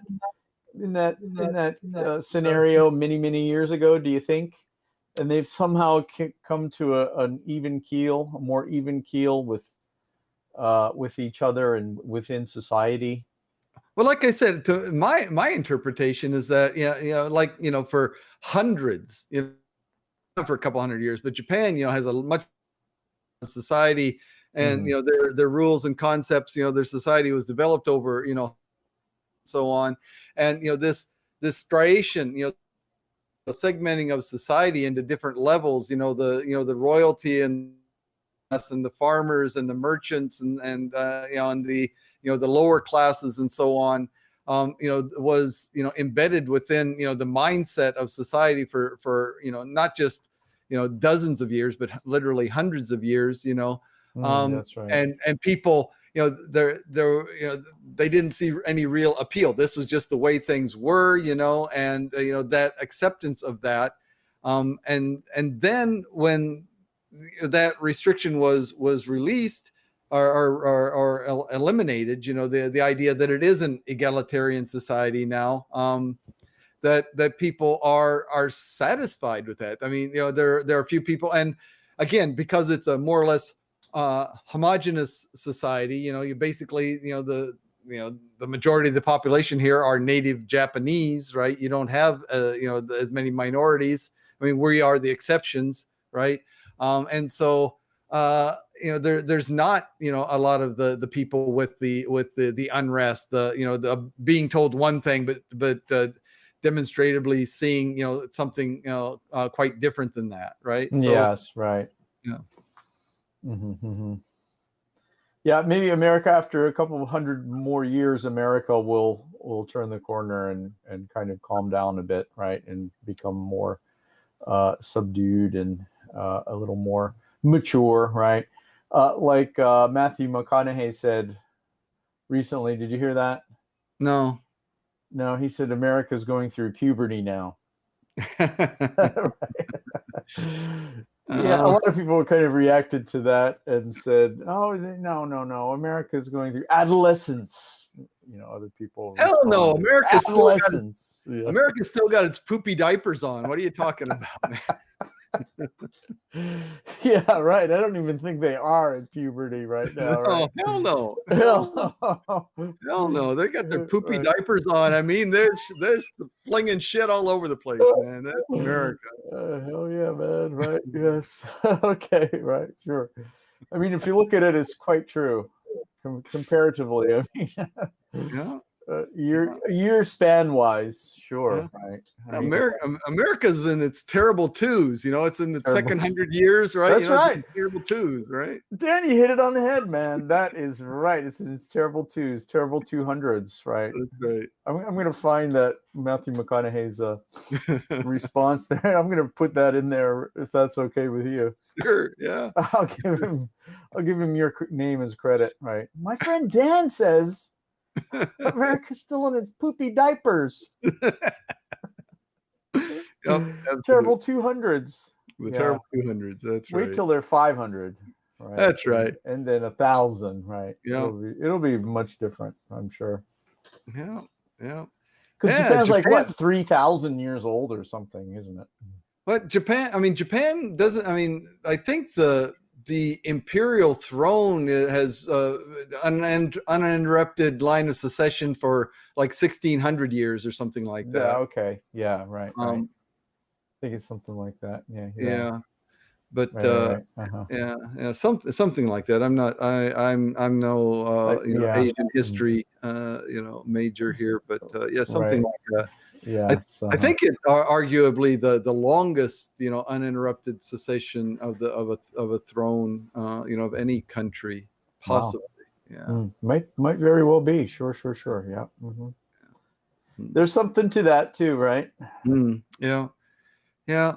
Of course, at least we as humans have moved away from the idea that the kings are somehow divinely chosen or have some divine nature to them and so on. So that's good that we've gotten away from that. Yes, sure. America has its own challenges too, right? With the diversity of people and races and things, and as they're a kind of a unique country in that they invited everyone in, right? So that's a bit different too. You really have to take that into account, I think. Yeah.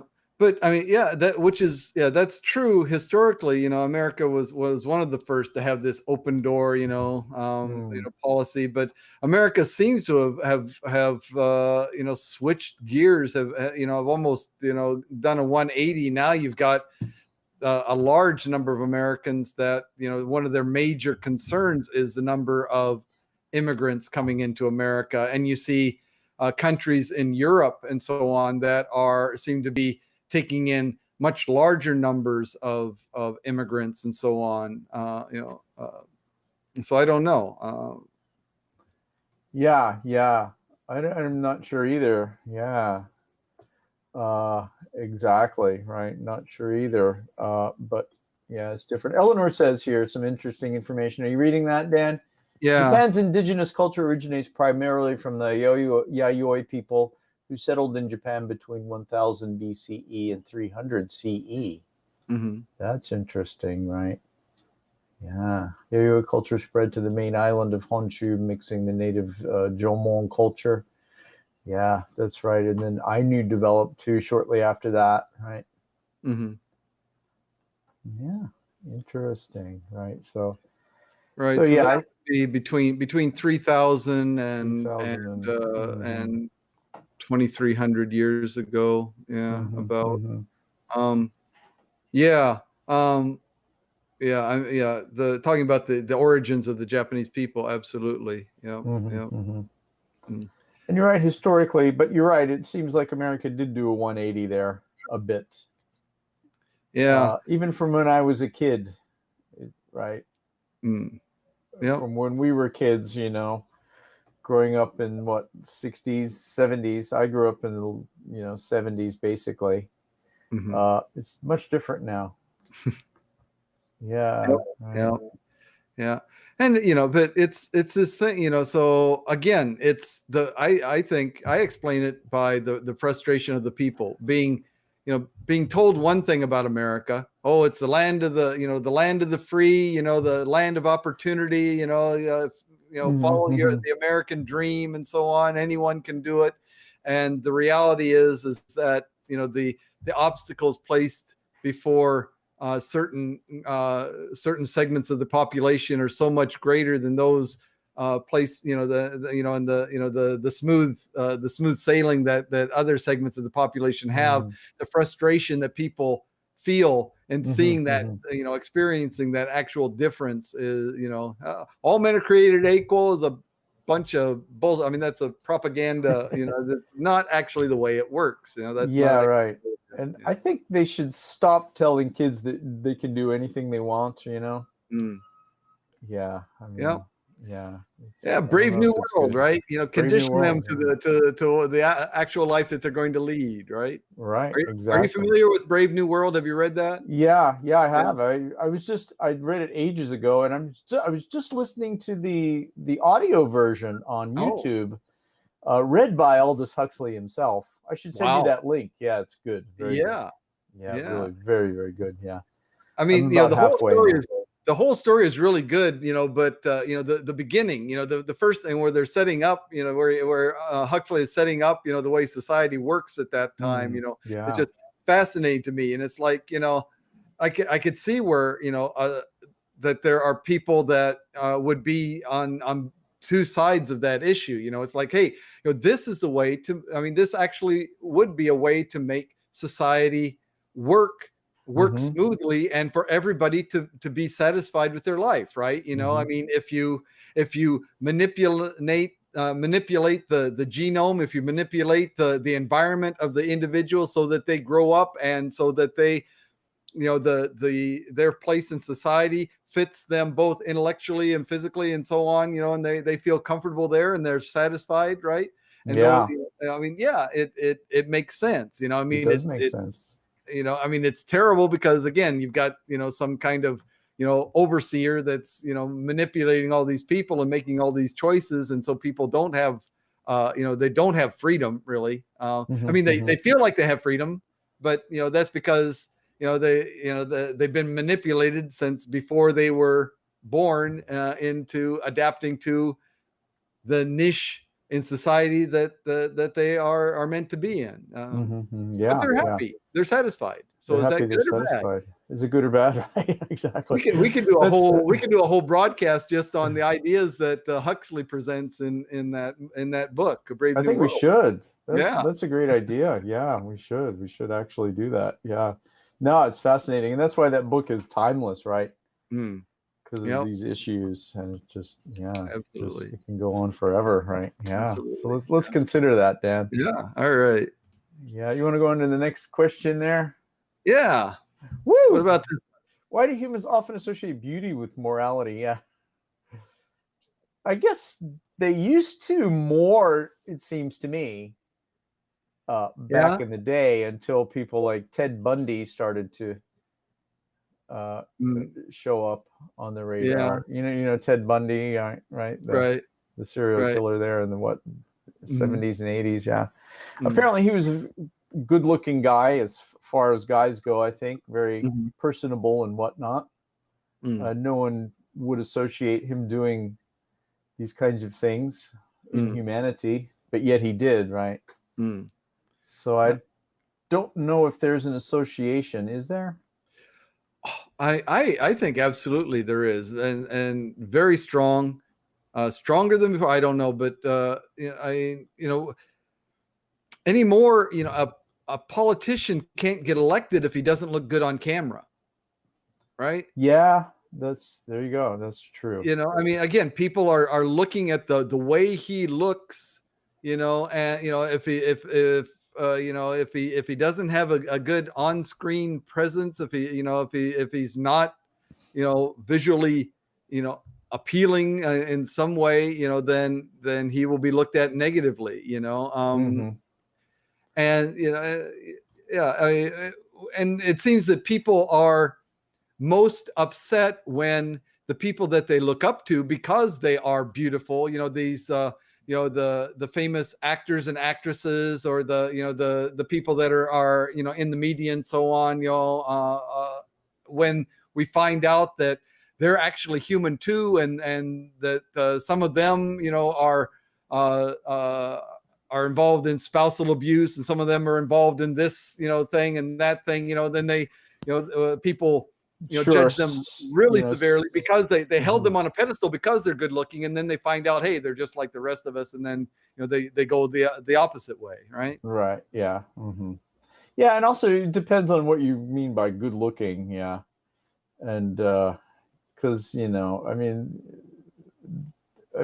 there's many people who are good looking, or at least semi good looking, who are in in politics. You're right.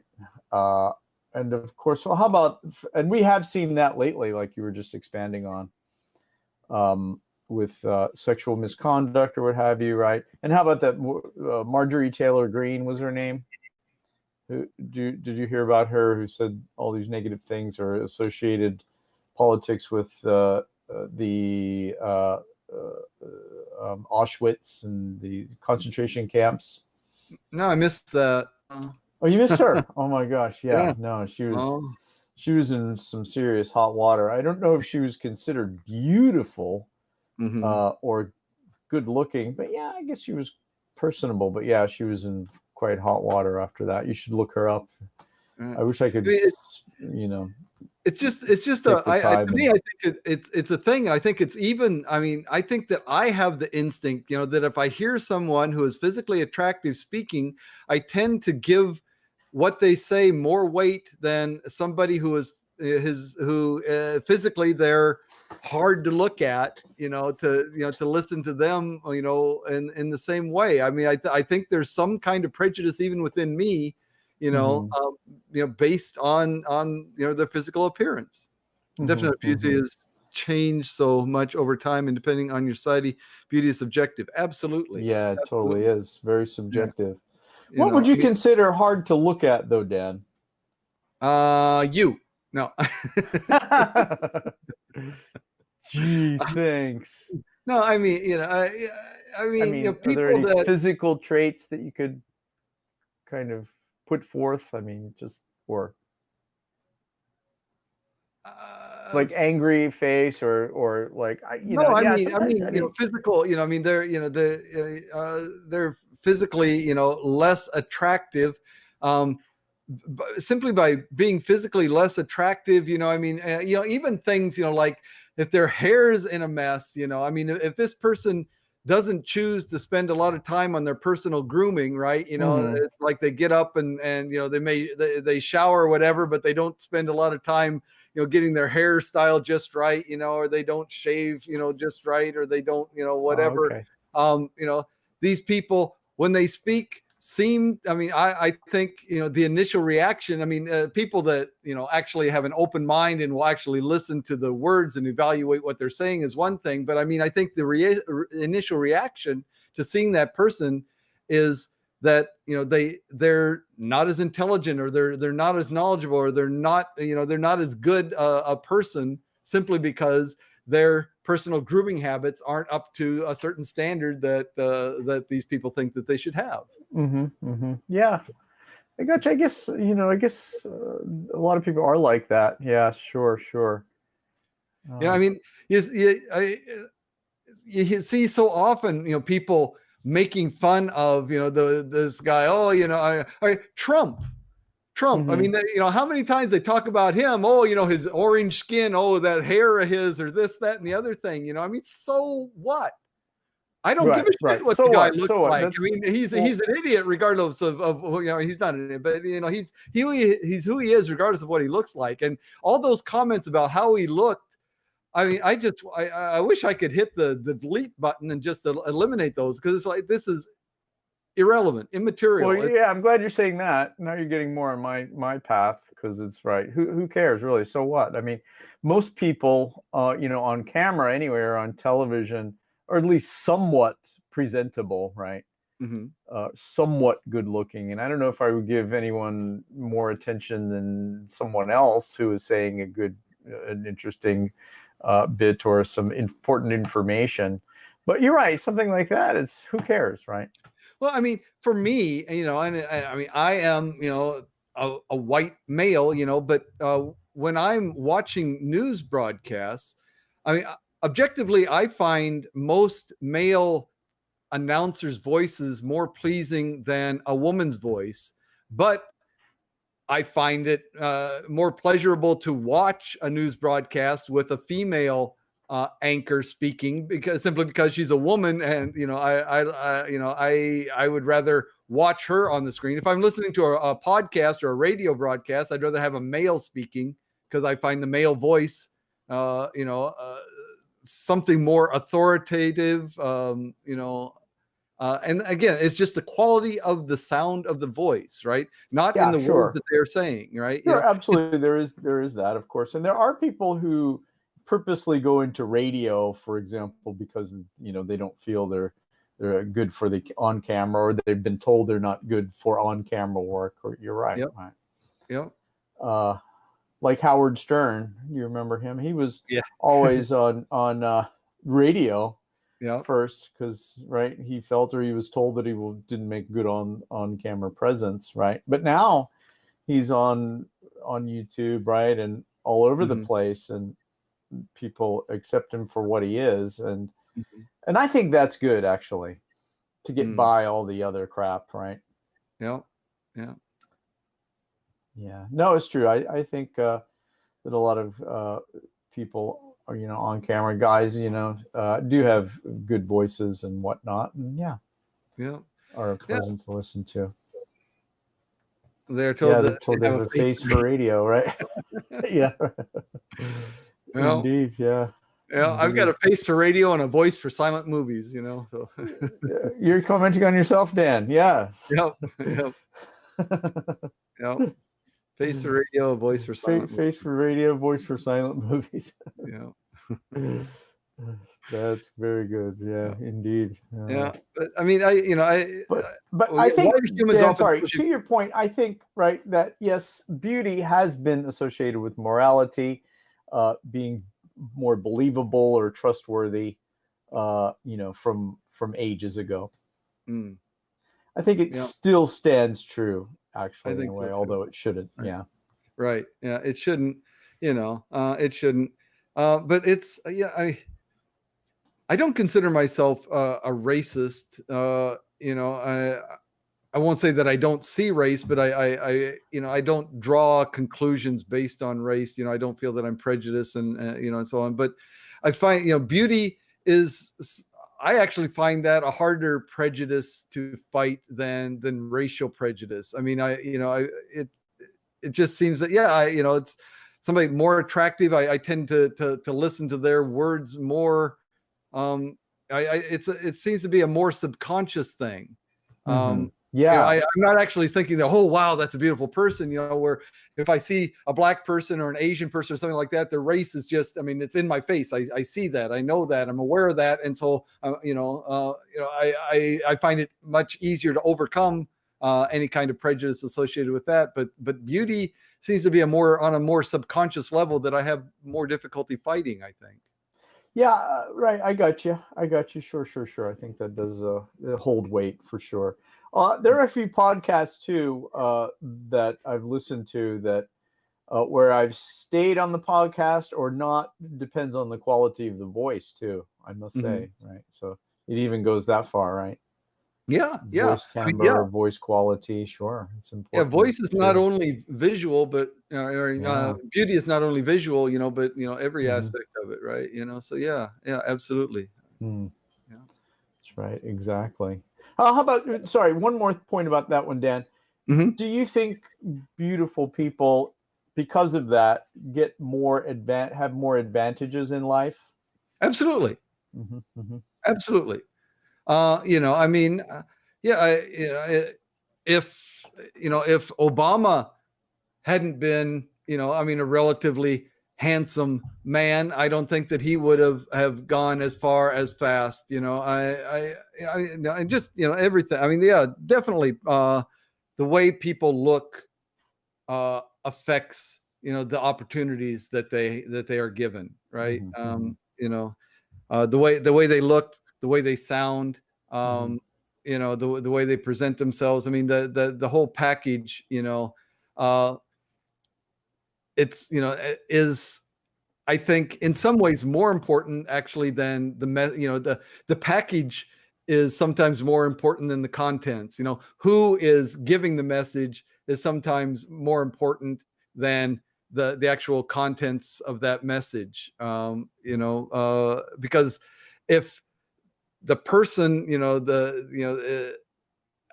the way they look or the way they sound or the way that it's presented has too many, you know, has too much negative associated with it. They're you know, they don't sound right, they don't look right or whatever, then people aren't going to give their message a fair listen, a fair, you know, an open mind. They've already got some prejudice associated with it. I think, you know, subconsciously everyone does that. Right. Indeed. I gotcha. Yep. How about this next question? If you can save another's life and don't, because doing so would break the law, are you ethically justified in your decision? Wow. Yeah. That's, I think yes, right? Yeah, I think yes too. I mean, yeah. You know, I'm wondering, you know, are you ever ethically required to save another person's life? Good question. Good question. Right. Yeah. Especially if it has legal implications, right? Right. Yeah. So, gosh. Yeah. I think you're justified not to. Right. Or to make that decision, right? If I can save another's life and I can't live with myself. Screw the law. Okay. Yeah. You have that too, though. Of course, Eleanor's point. If I can save another's life and don't, I can't live with myself. That's such a broad. I mean, I can imagine so many different scenarios where, you know, I might theoretically have the chance to save a person's life, but then, you know, so breaking the law is one issue. The danger to myself is another issue. You know, or the danger to people with you too. Right.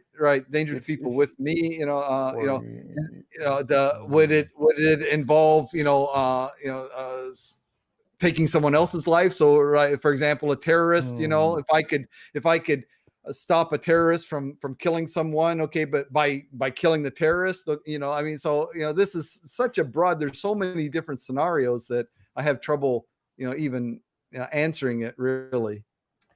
Yeah, me too. It's really tough. I don't think I could live with myself either. But then again, if it's going to put me in jeopardy with the law, or perhaps put me in prison for life, right, or harm my family, or like you said, right, kill the terrorist, you know, to save someone's life. It's a hard one. It's a hard one. It's a really hard call. Yeah, I mean, I wouldn't find it difficult to imagine a scenario where I would, you know, save the life, but I also don't find it difficult to imagine a scenario where, you know, I would not save the life. You know, there's just it's too broad of a question. Yeah, it really is too broad of a question, right? But like, yeah, do you think it's, you know, you're ever are you ethically justified? Are you ethically required, you know, to save a life? I mean, here, you know, this is, I say, are you ethically justified in not saving a life if you possibly could, right? So the implication there is that generally you are required to, you know, in other words, you have to give a justification for not, right? Like this is what you should do, right? And you have to justify not doing it, right? That's the implication of this question. Yeah, right. No, that's right. That's right. No, I don't think you are, right? Did I get that reversed? So wait, what was the? Okay, so you're ethically required to save someone's life. Right. If you would break a law again, that's a tough one. Yeah. Yeah. Okay. Well, Eleanor has an example. She was walking in a mall in the middle of August, close to 9 p.m., close to 90 degrees out. There were 2 dogs locked in a car. The windows weren't rolled down. I broke the window and got the dogs out. Then I called the cops on myself. I was not given a ticket. Okay, there you go. Transfer that to humans, right? To people. Well, did you hear about the man who he had? I think it was a fairly new car, and he went shopping. He locked. I think he locked his keys in the car with his young child. I'm not sure how old the child was. I think it was, not a baby, but probably, just a couple of years old or something like that. And, or maybe a year old, and went shopping and came back and couldn't get in to the car because he'd locked the keys in the car. And, the child was too young to be able to unlock the doors or anything like that, and so, people were coming up and say, oh, well, let's break the window and to get the baby out of there. Say, oh no, let's call a locksmith, because I don't want to break, I don't even have my car paid for. I don't have insurance. My insurance won't pay for it. If possible, I don't want to damage this car, because it's brand new and my insurance isn't going to cover, if I purposefully break my own window, the insurance isn't going to cover it. I can't afford to, I can barely afford to keep the car payments up or whatever. Anyway, he's saying, no, I don't want to break the window. Don't break the window. Okay. And he But was the father. That's the father. Yeah, that's the father. The child locked inside the car, right? And a policeman, came up. He said, look, I'll break the window or I'll whatever. And the guy said, no. We and so a policeman was there, and the guy was still saying, and finally the locksmith or whatever was called, but it was taking so long. Finally, the father said, okay, all right, this is taking too long. After an hour or 2 hours or whatever it was, after a ridiculously amount of time, he finally agreed to allowing the policeman to break the window to get the car open. The child was already dead. Oh God, no. Yep. You're kidding. This is a story that I just heard. It's a recent news story. Yeah. Oh my Lord. I think from last week. Or maybe over the weekend. Oh, yeah. That's horrendous. Yeah, God, yeah. That's horrendous. And I think I think the father was charged with child endangerment or negligent homicide. I don't think it was negligent. I think it was child endangerment or something like that. Yeah. Oh my gosh, that's horrible. That's horrendous. In that case, I would say break the window. Yeah, and then when you give a story like that, I tend to think that life is very precious, and that you should save the life over the law, right? Hopefully, there's a way out, like we talked about last week. Like the judges who give sentences after lunch are more prone to be lenient. Right. So maybe you can try to talk your way out of it, or go ahead. Yeah. But okay, if you were there, so there's a policeman there, right? Yeah. There's a policeman there, and he says, I'm willing to break the window or whatever, and the guy says, no. And so the policeman doesn't, right? If you were in the crowd there, seeing that this child is in danger, right? And a policeman is not going to, so that's what we're talking about. Would you break the law? So obviously it's against the law for you to break somebody else's car window, right? And you're there, you're going to get caught. Everybody's going to know that you did it. Would you break the window in front of the policeman and the car owner in order to save that child's life? Would you have done that? I would have tried to talk to there were a number of people who were exactly in that situation, right? Right. I would have tried to yell at the policeman and say, please, let's break the window. Break the window. Just let me break the window. Da, da, da, da, da, da. Right. Did anyone try to do that?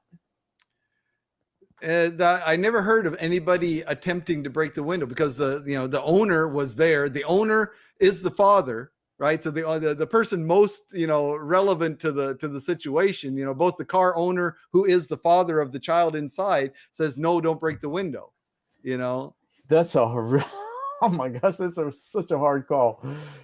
I would have tried to plead with the policeman maybe and the guy, and then I don't know. I think it's just so tragic that I may have broken the window. Eleanor says she probably would have broken the window. Right. How about you, Dan? Would you hold off on that? It's probably better in the long run to hold off on it because it's not, it's not the innocent bystander's decision, is it? Well, I mean, isn't that the question? I mean, if you have the ability, right, you can save another's life. So if you have the ability, if you have it within your ability to save someone's life, and you don't because it would be breaking the law, then are you justified, right? So that is exactly the question. Yeah. It's my responsibility. Wow. I mean, no more than anybody than any other human who was in that situation that could break the window. So it's no more my responsibility than anybody else's. And but that's another human, a human trait, human characteristic. If you're in a crowd, right, and you think something should be done, but nobody else is doing it, then you're likely not to do it either because nobody else is doing it. I guess I don't really have to, right? Don't really have to, yeah. So going along with the cheaples. But it's really hard call. I mean, yeah, you could be in a lot of hot water if you were to do that, possibly, right? Well, I hopefully mean, not. But I mean, it would seem to me that in that case, breaking the window. I mean, at most you would be financially liable for the broken window, right? And possibly, I mean, God forbid, what if broken glass, fell on the child, and there was injury, then there'd be a whole nother can of worms that would be opened up, and so on, right? Yeah. But that would be a difficult situation. Eleanor says she wouldn't give a crap about what the father says. Right. Yeah. Or what the cop says, but yeah, I mean, if you can plead with them to make them see, at least, especially the father, right. I will go to court. They'll make me pay for the window. Exactly. Probably wouldn't go to jail, or would you? That's a hard one too. No, I can't imagine. I don't think you would go to jail. Right. Right. It probably would be a misdemeanor. No. Right. So it might be worth breaking the law to save a life.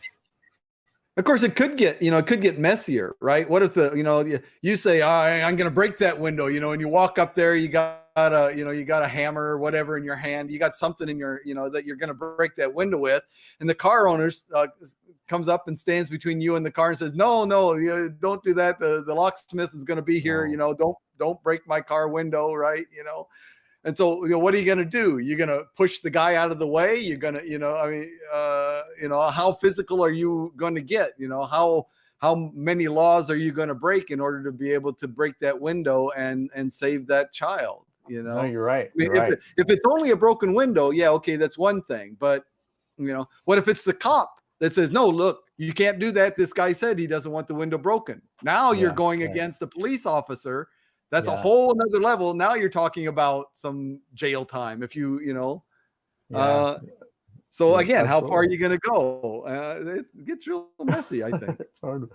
Abyss, do you want to, what do you think, Abyss? Do you want to join in? It's an interesting question. I'm telling you. It really is. Right. I guess, for me, life is probably, I mean, if I were to place myself in that sort of situation, I would rather have some kind of vicarious experience, because if I were to be in a position where my life has been endangered, I would probably let anyone, kind of break the law or whatever they can to save my life. So I guess that's probably my rationale in a way. But yeah, it's kind of and it seems like it's a very interesting story that Dane was talking about. But I've caught the tail end of it, so I'm trying to make sense of the discussion and try to see how I can gauge and Do make you want good to sense out of it. just? Oh, okay. Yeah. Here's the story of this. Yeah. So Right. Las Oh, Vegas it was a man daughter. refused to Okay. I thought you said son, but it was a daughter. Yeah. let anyone break the window to rescue daughter from hot car. So a Nevada man was charged Monday in the hot car death of his 21-month-old daughter. So less than 2, right? 21-month-old, after police said he refused to allow either officers or his brother to break his car window to get the girl out of the locked vehicle. Sidney Deal, 27, of Las Vegas, is charged with child abuse or neglect causing substantial bodily harm. Clark County Jail records show his bail was set at $20,000. Arrest report obtained by local media details the minutes that led to the death of Sayad Deal. According to KTNV in Las Vegas, Deal told the police he'd accidentally locked his keys and his daughter inside the car after an argument with his girlfriend. The girlfriend told the detective she made Deal to leave after the fight. He did, taking the baby with him, but returned a few minutes later for his cell phone. The Las Vegas Sun reported that the arrest affidavit indicates Deal argued with the woman for another 15 minutes trying to get his cell phone before going back to the car. He knocked at her door again a few minutes later after realizing he'd locked his keys in the car. Deal asked his girlfriend to call his insurance company, a call she placed at 3:06 p.m. According to police report, she remained on the phone for 23 minutes with an insurance representative who told her Deal's policy did not cover roadside assistance. When they quoted him the price for a locksmith, Deal told her to hang up the phone, the Sun reported. 4 minutes after she hung up the phone at 3:33 p.m., Deal flagged down police officers and told them what happened. The arrest report states that Deal refused the officers' offer to break the window or call a tow truck or locksmith. He asked instead to borrow a cell phone to call his brother, authorities said. At that point, Saya had been alone inside the car for at least 42 minutes. Deal told his brother that the air conditioner in the car was running and his daughter was fine. He asked for their mother's insurance information so he could call for roadside service. Instead, his brother's Samid Deal rushed to the scene to help. He immediately took off his shirt, wrapped it around his knuckles, and was ready to punch the window. The arrest report states Sidney stopped him and said he wanted to wait for a tow truck. Sidney insisted he not damage his new vehicle, stating he had just bought the car and did not have the money to repair a broken window. Police officers eventually broke the window to rescue the toddler, but it was too late. Rigor mortis had already begun to set in. Rigor mortis had already begun to set in. That's quite amazing. It's because that means it's been quite a while since she died, right? Rigor mortis setting in. Yeah. This is really shocking and kind of depressing in a way. It is. It really is. So, I mean, but this is our question, right? So there were people, at least one police officer, there were other witnesses, it sounds like, that were around there. And yet, nobody, went against the car owner's wishes and saved the life of the girl by breaking the window, right? Yeah. Are they justified in not doing that? I guess like the other thing that just worth mentioning is that he is acting as a parent, and I'm not saying that he did the right thing, by the way. So what I'm saying is that the reason why his will was not trespassed in a way, like nobody was going to break into the car, was because I think that we as humans have this general assumption that we have altruistic nature towards to our progenies, like our children, right? Which is not always the case, and this is like one example of that, where the parent has made some fatal miscalculation that cost him the life of his child. So yeah, I guess like the more pressing question is like, even if the person that puts your life in danger is your parent or someone who's supposed to care for you, would that, like, would you be able to kind of tune out there, whatever criticism that you have from the parents to save the child, if that makes sense. Well, I mean, yeah, we have, child protection services, they will go in and take a child out of a That's home, right. if the child's in danger. And I mean, so this is a situation where the child was in danger. And yet, the paperwork to do things properly would have taken too long and would not have, been in time to save this child's life. So this was clearly a judgment call. Judgment call by the father mainly, right? By the father, but by the policeman also. I mean, the policeman could have taken it upon himself and said, look, I understand your concerns, right? But your child is in danger. This is, I view this as a life or death situation, and I'm going to, take the matter into my own hands. Maybe that's what the father was hoping. It's like, hey, if the cop takes it on his responsibility to break the window, then surely the city's going to pay for my window. I mean, maybe that's what he was hoping for. Right. Maybe he was, right. Yeah, it's too bad no one was paying attention to the child, right? To notice the child wasn't breathing. Yeah, there you go. Right. I mean, that's the least thing you can do, assuming that, even if you have like the AC on, and you still have to check up on the child if they're, sure, still there. And he clearly failed at that. So I hate to say, guys, I got to get going. Are you going to stay, Abyss? Please stay. It's just a couple more weeks until summer vacation. Yeah, then I can stay on much longer. Yeah, we'll be doing more longer, more often and longer broadcasts once summer vacation comes around. Absolutely. And I'm going to do some broadcast tomorrow.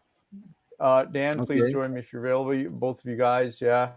Illinois. You got a time? You got a time figured out? I'd like to do earlier, like hopefully around 11 a.m. Let's try 11 that. a.m. 11. Oh, you have a class, Dan. How about one-ish? Well, I mean, so tomorrow I could do it 12. Oh, really? Okay, let's do that. 12. Okay. 12 o'clock our time, so 11. What is that? 11 o'clock Eastern time. 11 o'clock 11 p.m. Eastern. Yeah, something like that. Yeah. If you put a notification, I guess it makes it a lot more easier for anybody else to join. Sure, you're right. I'm going to do that. Definitely do that. Probably I'll put that on later tonight or tomorrow morning. Yep. Okay. Thank you. I'm just getting used to HAP, but I'm getting there. All righty, Thank you, guys. Yep. See you next time. Okay, bye-bye. See you. 12 p.m. Yeah, 12 p.m. Okay. 12 is 12. It's 12 hours difference. That's right. Okay. Yeah. So, so this, if you can save another's life and don't because doing so would break the law, are you ethically justified in your decision? Yeah. So I guess, I mean, my interpretation of Eleanor's comments is that, I mean, she would not feel ethically justified if she can save the life. She seems that she's willing to break the law in order to save another life. But like I said, they're just, that question itself is so broad. Like I said, if breaking the law means committing murder or save one life by taking someone else's life, right? Is a whole nother question, right? So, and laws are just consensus at this point. I mean, let's not forget that, and because they're always subjected to change, and it doesn't mean that everything is just written in stone. Of course, like you can defend whatever action that you have based on the consequences, whether if it's a life saved or not. Like you can justify your actions based on the consequences, but laws are, I guess it's just a matter of consensus. Even sometimes they appear to be somehow baseless in a way, you have like those frivolous laws that don't seem to be logical in a way, but there are put in place and they don't have any kind of relevance. But so my point is the laws are largely of consensus type. So breaking them is not going to be something. Um, I don't know, like I guess like it kind of behooves us as humanity to kind of save each other, even at the behest of like breaking the law if we must. Mm. Yeah. Yeah, laws, a consensus, and that's not even truly the case anymore. I mean, America not being a democracy, really. I mean, it's a republic, and so it's a consensus Right. among the the people representing the actual population and so on, which often their views don't often reflect the views of the general population as a whole. So yeah. Of course, I mean the U.S. is sort of like the center point for all criticisms to be had as to like how democracy by itself has failed. We can nitpick on that, but yeah, when it comes to the laws, the fact that this is a republic nation in a way that the representatives have more say in what goes into like what needs to be legislated. Um, Based on their preference, and that may not be representative of the people that they um, that essentially are their constituents in a way. Mm-hmm. So this is kind of barely on a tangent, but we're talking about democracies, republics, and so on. So given the current state of technology, we're nearly at the point where we could actually have a democracy with people actually being able to be involved in decisions about lawmaking, where referendums could be placed in front of the public, and people could actually vote, make their voices heard about each issue, or at least the major important issues and so on. Do you think that would be a desirable thing, a good thing, to happen, or do you think that would create as many or more problems as it might solve? So, in an ideal state where the citizens are well informed of the situation that they're at least like um, doing a referendum on, right? If they are fully aware of the consequences, and if they have sort of like a thorough understanding of what their uh, at least like the consequence of their decisions, I think that will be the most ideal case, and we've seen it in other nations. I think Switzerland actually also employs this kind of approach where um, legislations are not left to the politicians. There's actually a referendum that people do. And like, for example, one I think probably like, I don't know which canton it is, but they actually had a referendum whether to use nuclear power as their energy source, compared to like other source of electricity. So, in a way, in a very ideal system, right, you would assume that this kind of process is most favorable because you can get, sort of like the majority of people um, essentially like dictating what the policies should be. But that, like I said, hinges upon the fact that the public is well informed. There are some things that we see in the US politics that are rather obscured in a way. And there's like, that's why we have so many lobbying efforts trying to go against, the will of the public, and trying to prod the politicians to go against the will of the public in a way. And one typical example is that I don't know if you heard about the Prop 22 in California. I think it's Proposition 22, so where they had they were going to hold like the different what do you call them, like a gig service companies like Uber and Lyft to essentially provide, or at least like treat their employer, like the people that are providing ride shares as their employees, which means that they will be obliged to provide healthcare and whatnot. So there was a large lobbying effort to kind of sway the public opinion on that, and eventually that was kind of defeated. Um, so, um, so yeah, I mean, if the public is not fully aware of the consequences, and if there is some obscurity in those kind of individual um, mandates where people are supposed to vote, there's gonna be probably it's not going to be like, you don't expect all the decisions to be in favor of the public, and that requires the public to be fully aware of the consequences, and that's why I kind of started off with that. But in an ideal situation, there are nations that have implemented this to a high degree of success, and unfortunately the US is not one of them. Mhm. Yes, yeah. But not only for the population to be educated and aware of the issues, but also to have a high degree of empathy among the population, right?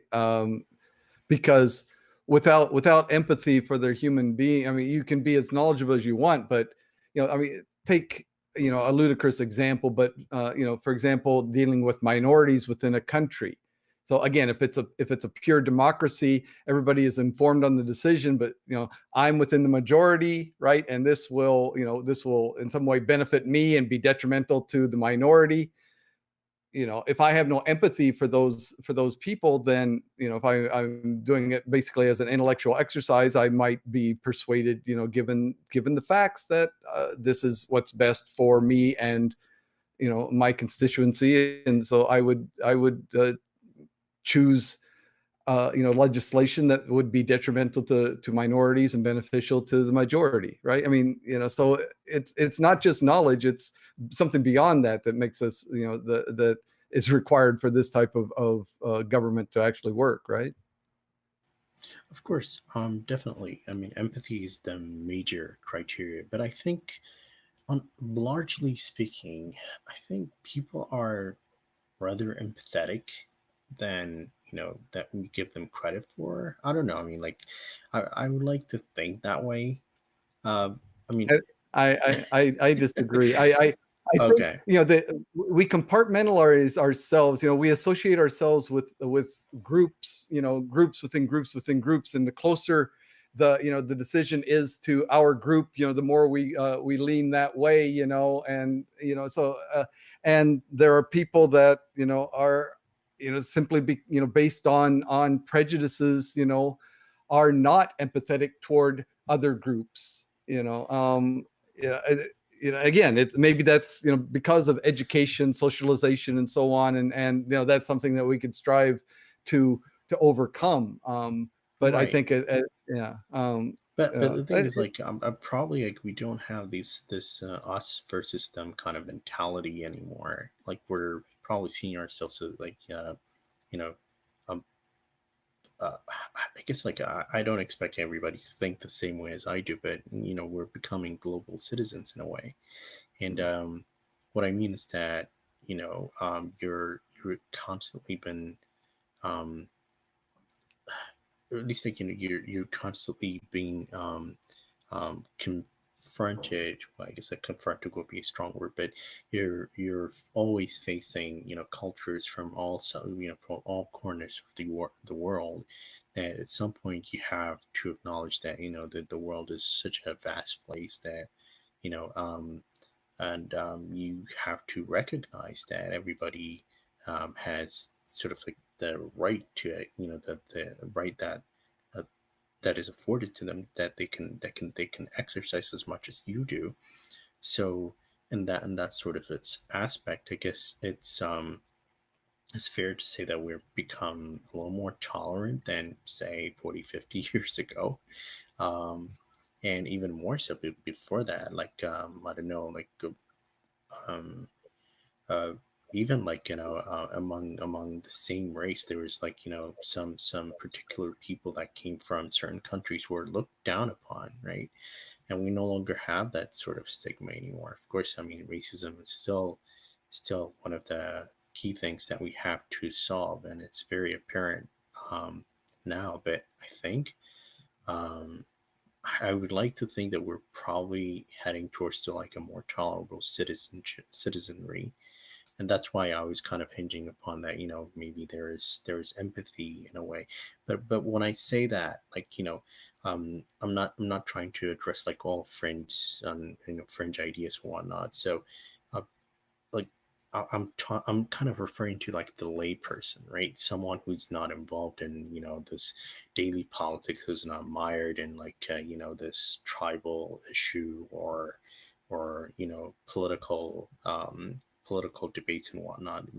Just the regular person, I think that they have general empathy because they see others probably like in their financial strata, if you will, like whatever income that they're getting. So they have general empathy towards to these certain individuals, even if they are from even if they are minorities and whatnot. So that's what I'm referring to. Of course, like there's always going to be elitism. There's always going to be racism. That's probably not going to go away even in like 100 years. I hope it does, but I don't see that going anywhere. But what I'm referring to is like, the person that's not involved in this, daily squabbles about, talking, debating with others about, race and class and whatnot, or politics for that matter. And I think I would like to believe that, most people are like that. I think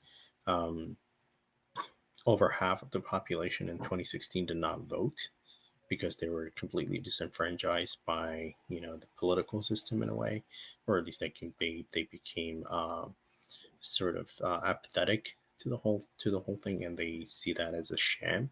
And so did in 2020, although like there was significant amount of people voted compared to 2016 and other years, but yeah, there is a large swath of population that's completely apathetic towards to politics in a way. So I'm generally considering those people that seem to empathize with others and see themselves as that see the plight that's happening onto them in the same manner as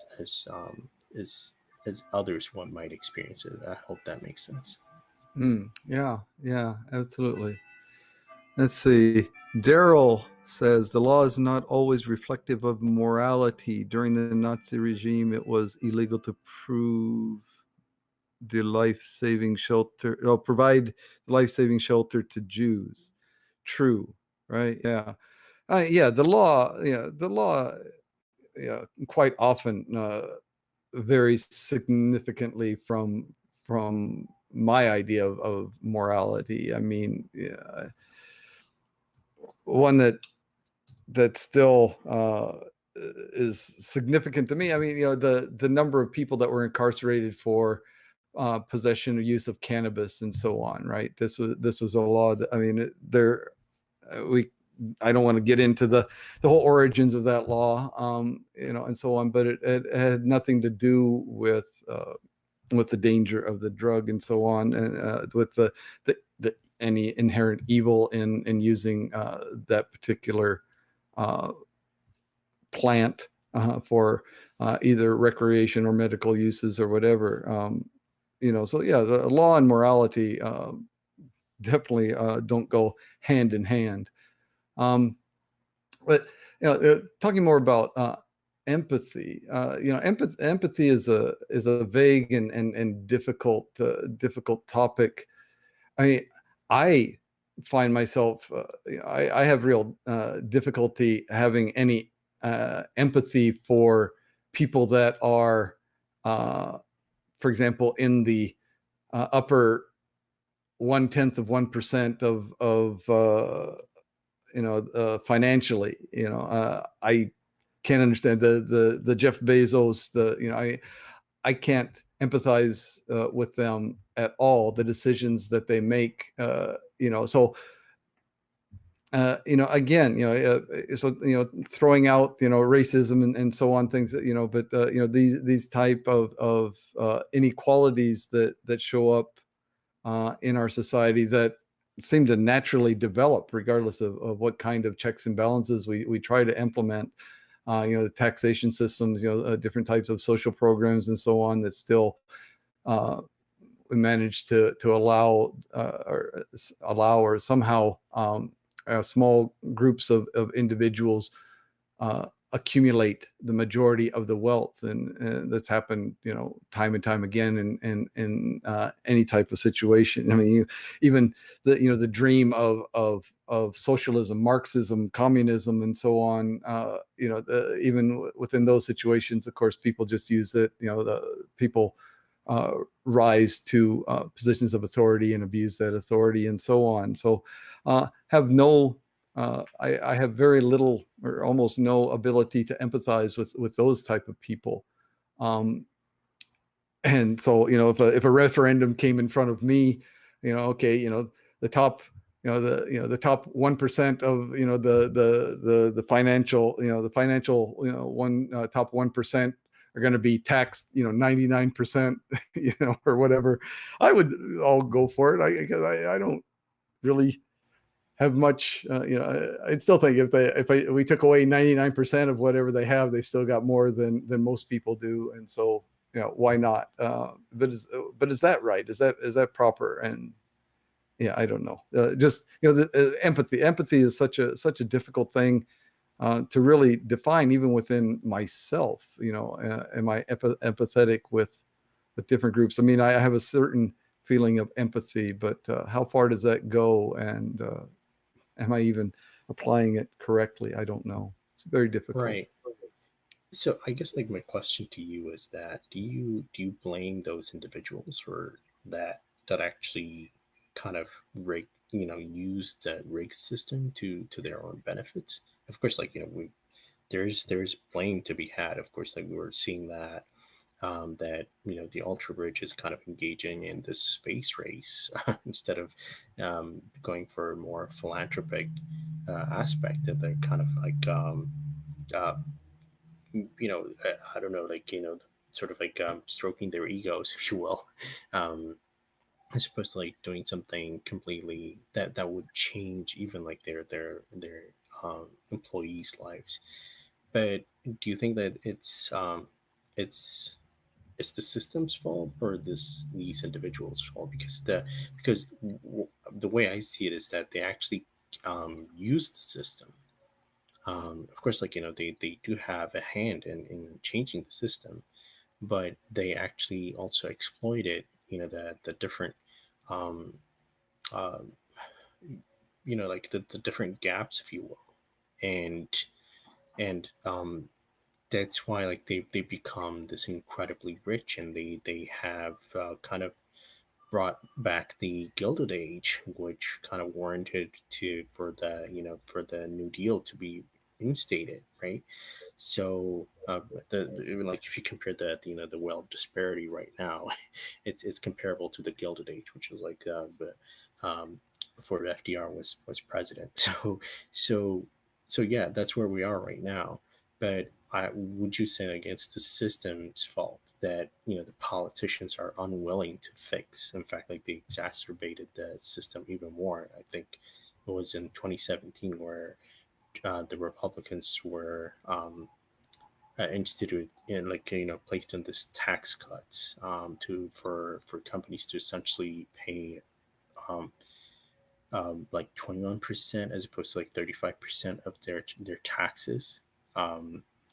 Which was fully implemented in 2017. The general assumption is that there was a trickle down approach, which completely and utterly failed. And I think there was a research by the Rand Institute, which is sort of a libertarian a libertarian think tank that they actually showed that the whole trickle down thing did not work. So I guess my question to you is that do you blame the system or do you blame the people or both? Both. Yeah, absolutely both. I mean, the system is flawed, but no system is perfect. I don't think humans have the ability to create a perfect system. But then, not all individuals are looking to find the loopholes and take advantage of the system and push it to its limit in order to benefit themselves to the greatest extent possible. But there are individuals that do that, and those are the ones that do rise to the top financially. They're willing to play the game, to game the system and so on to their own advantage, right? So, yeah, if the system was perfect, they couldn't do that. The system is not perfect. We can't make a perfect system, and so that allows those people to do that. So, going back to the idea of empathy, it seems to me that these people, don't have empathy. I mean, how could when all your wants and desires, I mean, I start making, value judgments now. All your reasonable wants and desires are satisfied. Well, what's a reasonable want and desire? That okay, so maybe that doesn't make sense. But it seems to me that once a person, has what to me a reasonable person would consider.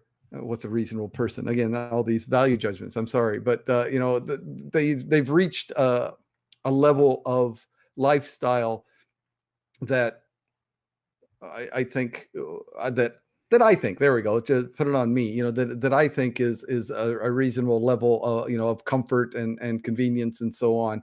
And then beyond that, they're amassing more and more wealth, basically simply to see how high up on some list of the wealthiest people in history they can reach. I mean, it seems to be for me, for a number of these people, it becomes simply a numbers game. They're not actually adding to their own comfort. They're not actually adding to anything significant other than a higher number, some abstract number that really doesn't have any meaning, and yet they still pursue that. I mean, partially, I think for at least a portion of these people, it becomes just a habit. This is the type of thinking and dealing with the system and and other people within society that has managed to make them successful and bring them to this position. And so, they just are animals of habit and continue on with that same type of behavior, amassing more and more wealth when I would argue that they really don't need it, right? Yeah. So which is it? I would say both. The answer to me is get rid of a bunch of people. I mean, we just have, it seems to me that the real problem is anonymity. And that's the real problem that I have with the corporate structures, is that they're anonymous. It's not, if you're a partnership, okay, no worries.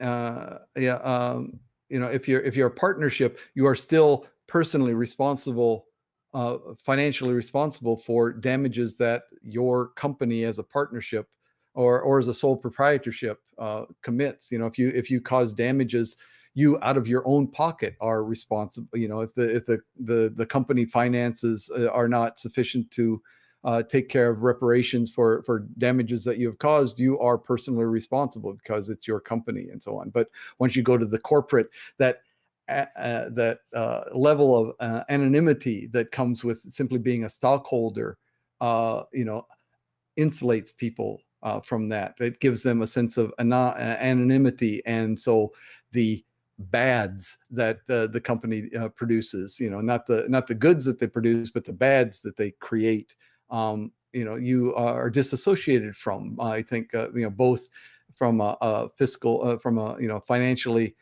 responsible standpoint, but also within your own psyche. You say, the company was just doing whatever to maximize profits. I'm just a stockholder. It's not my fault, right? These are bad things, I think. Right. So I guess like I probably end with this, and I'm completely on with you on this one. Like there is um, like both sides are to be blamed, and you're right that this has become like more of a numbers game as to like who can reach the the top in a way. And I think like it kind of comes down to like how the whole system of capitalism has been instated, which is profit maximization. The whole mantra of capitalism is that you have endless supply of resources for you to produce and distribute, which we are starting to um, uh, have like this dreadful awakening that our resources are very limited and finite, and if we drill, like burn fossil fuels or drill the earth, that we're starting to see the ramifications of that. Besides that, however, I also see that there is a tendency of those individuals, or at least like companies that had success and that actually started off as sort of the underdog to bigger companies. They themselves have turned to be evil, and one typical example of that is Google. In fact, like by the time Google was founded, you know, there was AltaVista, there was Yahoo. These were like the biggest web search systems. So Google was technically the underdog, and their I believe like their slogan was actually "Do no evil," and right now they become evil. And there is this saying from The Dark Knight, Christopher Nolan's The Dark Knight, which kind of really makes sense to me, and it's said by this character called Harvey Dent. I don't know if you've seen the movie, but he said something like, "You either die a hero or you see yourself long enough to become the villain." So, which is completely apt in this case, that these people, you can think of Amazon, for example. I mean, Jeff Bezos have been doing that for a very long time. In fact, like when the .com bubble actually hit, that he lost a substantial amount. In fact, like I don't think he was making any revenues up until like 2010 or so. Like he was basically making Kindle and yeah, I mean, his strategy was completely assumed to be like a failing strategy, as it was up until recently, where he strategically started throwing off his competitors to become the richest and the wealthiest person out there. In fact, like the COVID gave him like a big boost. He gained about 87 billion during 2020 alone. So in a way, yeah, there is I see like the kind of the serendipitous events kind of join, like merging together for these people to amass such an immense amount of wealth in such a short time. And yeah, I guess like largely it's a moral failing on themselves. Like the fact that they want to hoard and to amass as much wealth as possible, despite resources being very limited. And in addition to that, I also see a policy failure on a large part, which is onus to the politicians that are involved in setting these kind of legislation, which such people, they can get away scot free, would they're not penalized for at least like uh, uh, monopolies of their respective industries, or throwing off competitors, which is supposed to be the esteemed mantra of capitalism. So in a way, there are so many bodies to be blamed. And like I said, the whole COVID thing kind of showed us that that even though the mass is typically hurting because of the loss of their jobs and their lives being on constant peril, because they have to face, like they have to go out there work despite the lockdown, that the rich can just sit around and amass such a huge amount of wealth. So yeah, that's my thought. And I guess like yeah, I'm glad we had this sort of discussion, which is atypical to talk about on any other platform, but I'm glad we have an agreement on that. But yeah, Yeah, thanks for having great. me, Dan. Yeah, thanks for joining. Yeah, see you again next time. Yeah, and Yeah, yeah, I see ya. think yep. And I think that's probably a good note to end this broadcast on. This has been very interesting for me. This this all came from this question on the screen there, and we've kind of gone off on just slightly related topics, but all really connect into it. I mean, so bringing this back to this question, so we've talked about people that have extreme amounts of wealth and so on, and you might argue that with the amount of wealth that they have it within their power. They have the ability to save lives, right? In in areas where people are suffering through malnutrition or through disease and so on. They have, they financially have the ability to save people's lives, and yet they are not to the extent that they can, right? Because they still have huge amounts of wealth, right? So they, not talking about what's comfortable, and I would argue that it's, they could even, save huge numbers of lives that, that are being lost to malnutrition or disease and so on in different places in the world, even without suffering any discomfort, really. And yet they still do not. So should we expect them to justify their decisions? Do they have any ethical justification for that? Yeah, that's maybe that's going too far. Yeah. Well, thank you, Abyss. I appreciate the award. Thank you very much. Yeah. Yeah. So anyway, yeah, this was good. Those of you that came in late,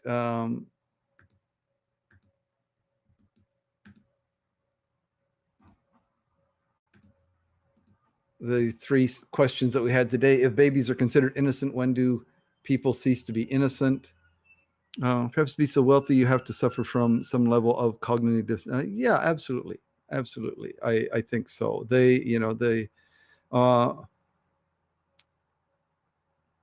yeah, rather that's, I mean, they self-implemented. I mean, they in order to be successful, you need to make decisions that people that feel strong empathy for their fellow man might not be able to make. Yeah. So yeah, I think that's a good point, Daryl. Yeah. Anyway, these are the three questions that we asked. So babies are considered innocent. When do people cease to be innocent was the first question. Why do humans often associate beauty with morality? The idea that, beauty indicates something good, right? And things that are ugly are somehow bad. I mean, not so black and white, not so clear, but that's, I think there's a tendency among humans to have, that come into play to a certain extent. And then the last question, right, about saving lives and so on. So, yeah, that's, I've been on for, quite a while here, 3 hours now. So please check the replay. If you aren't subscribed to me, please do subscribe. I try to do this about this time every week. This is my time, July 14th. So Wednesday, July 14th at, it's now what, just 10 minutes to 1 o'clock in the afternoon. I usually start, like I said, I started 3 hours ago. That's typical for me. So keep that in mind. If you enjoy this, I hope to get more people up on camera. As Jeff and Abyss left, I was ready. I was going to invite some people online, but like I said, I've been on here for 3 hours and I need to actually do some other things. So thank you all very much, and see you again next time. Take care and goodbye. Thank you. You too.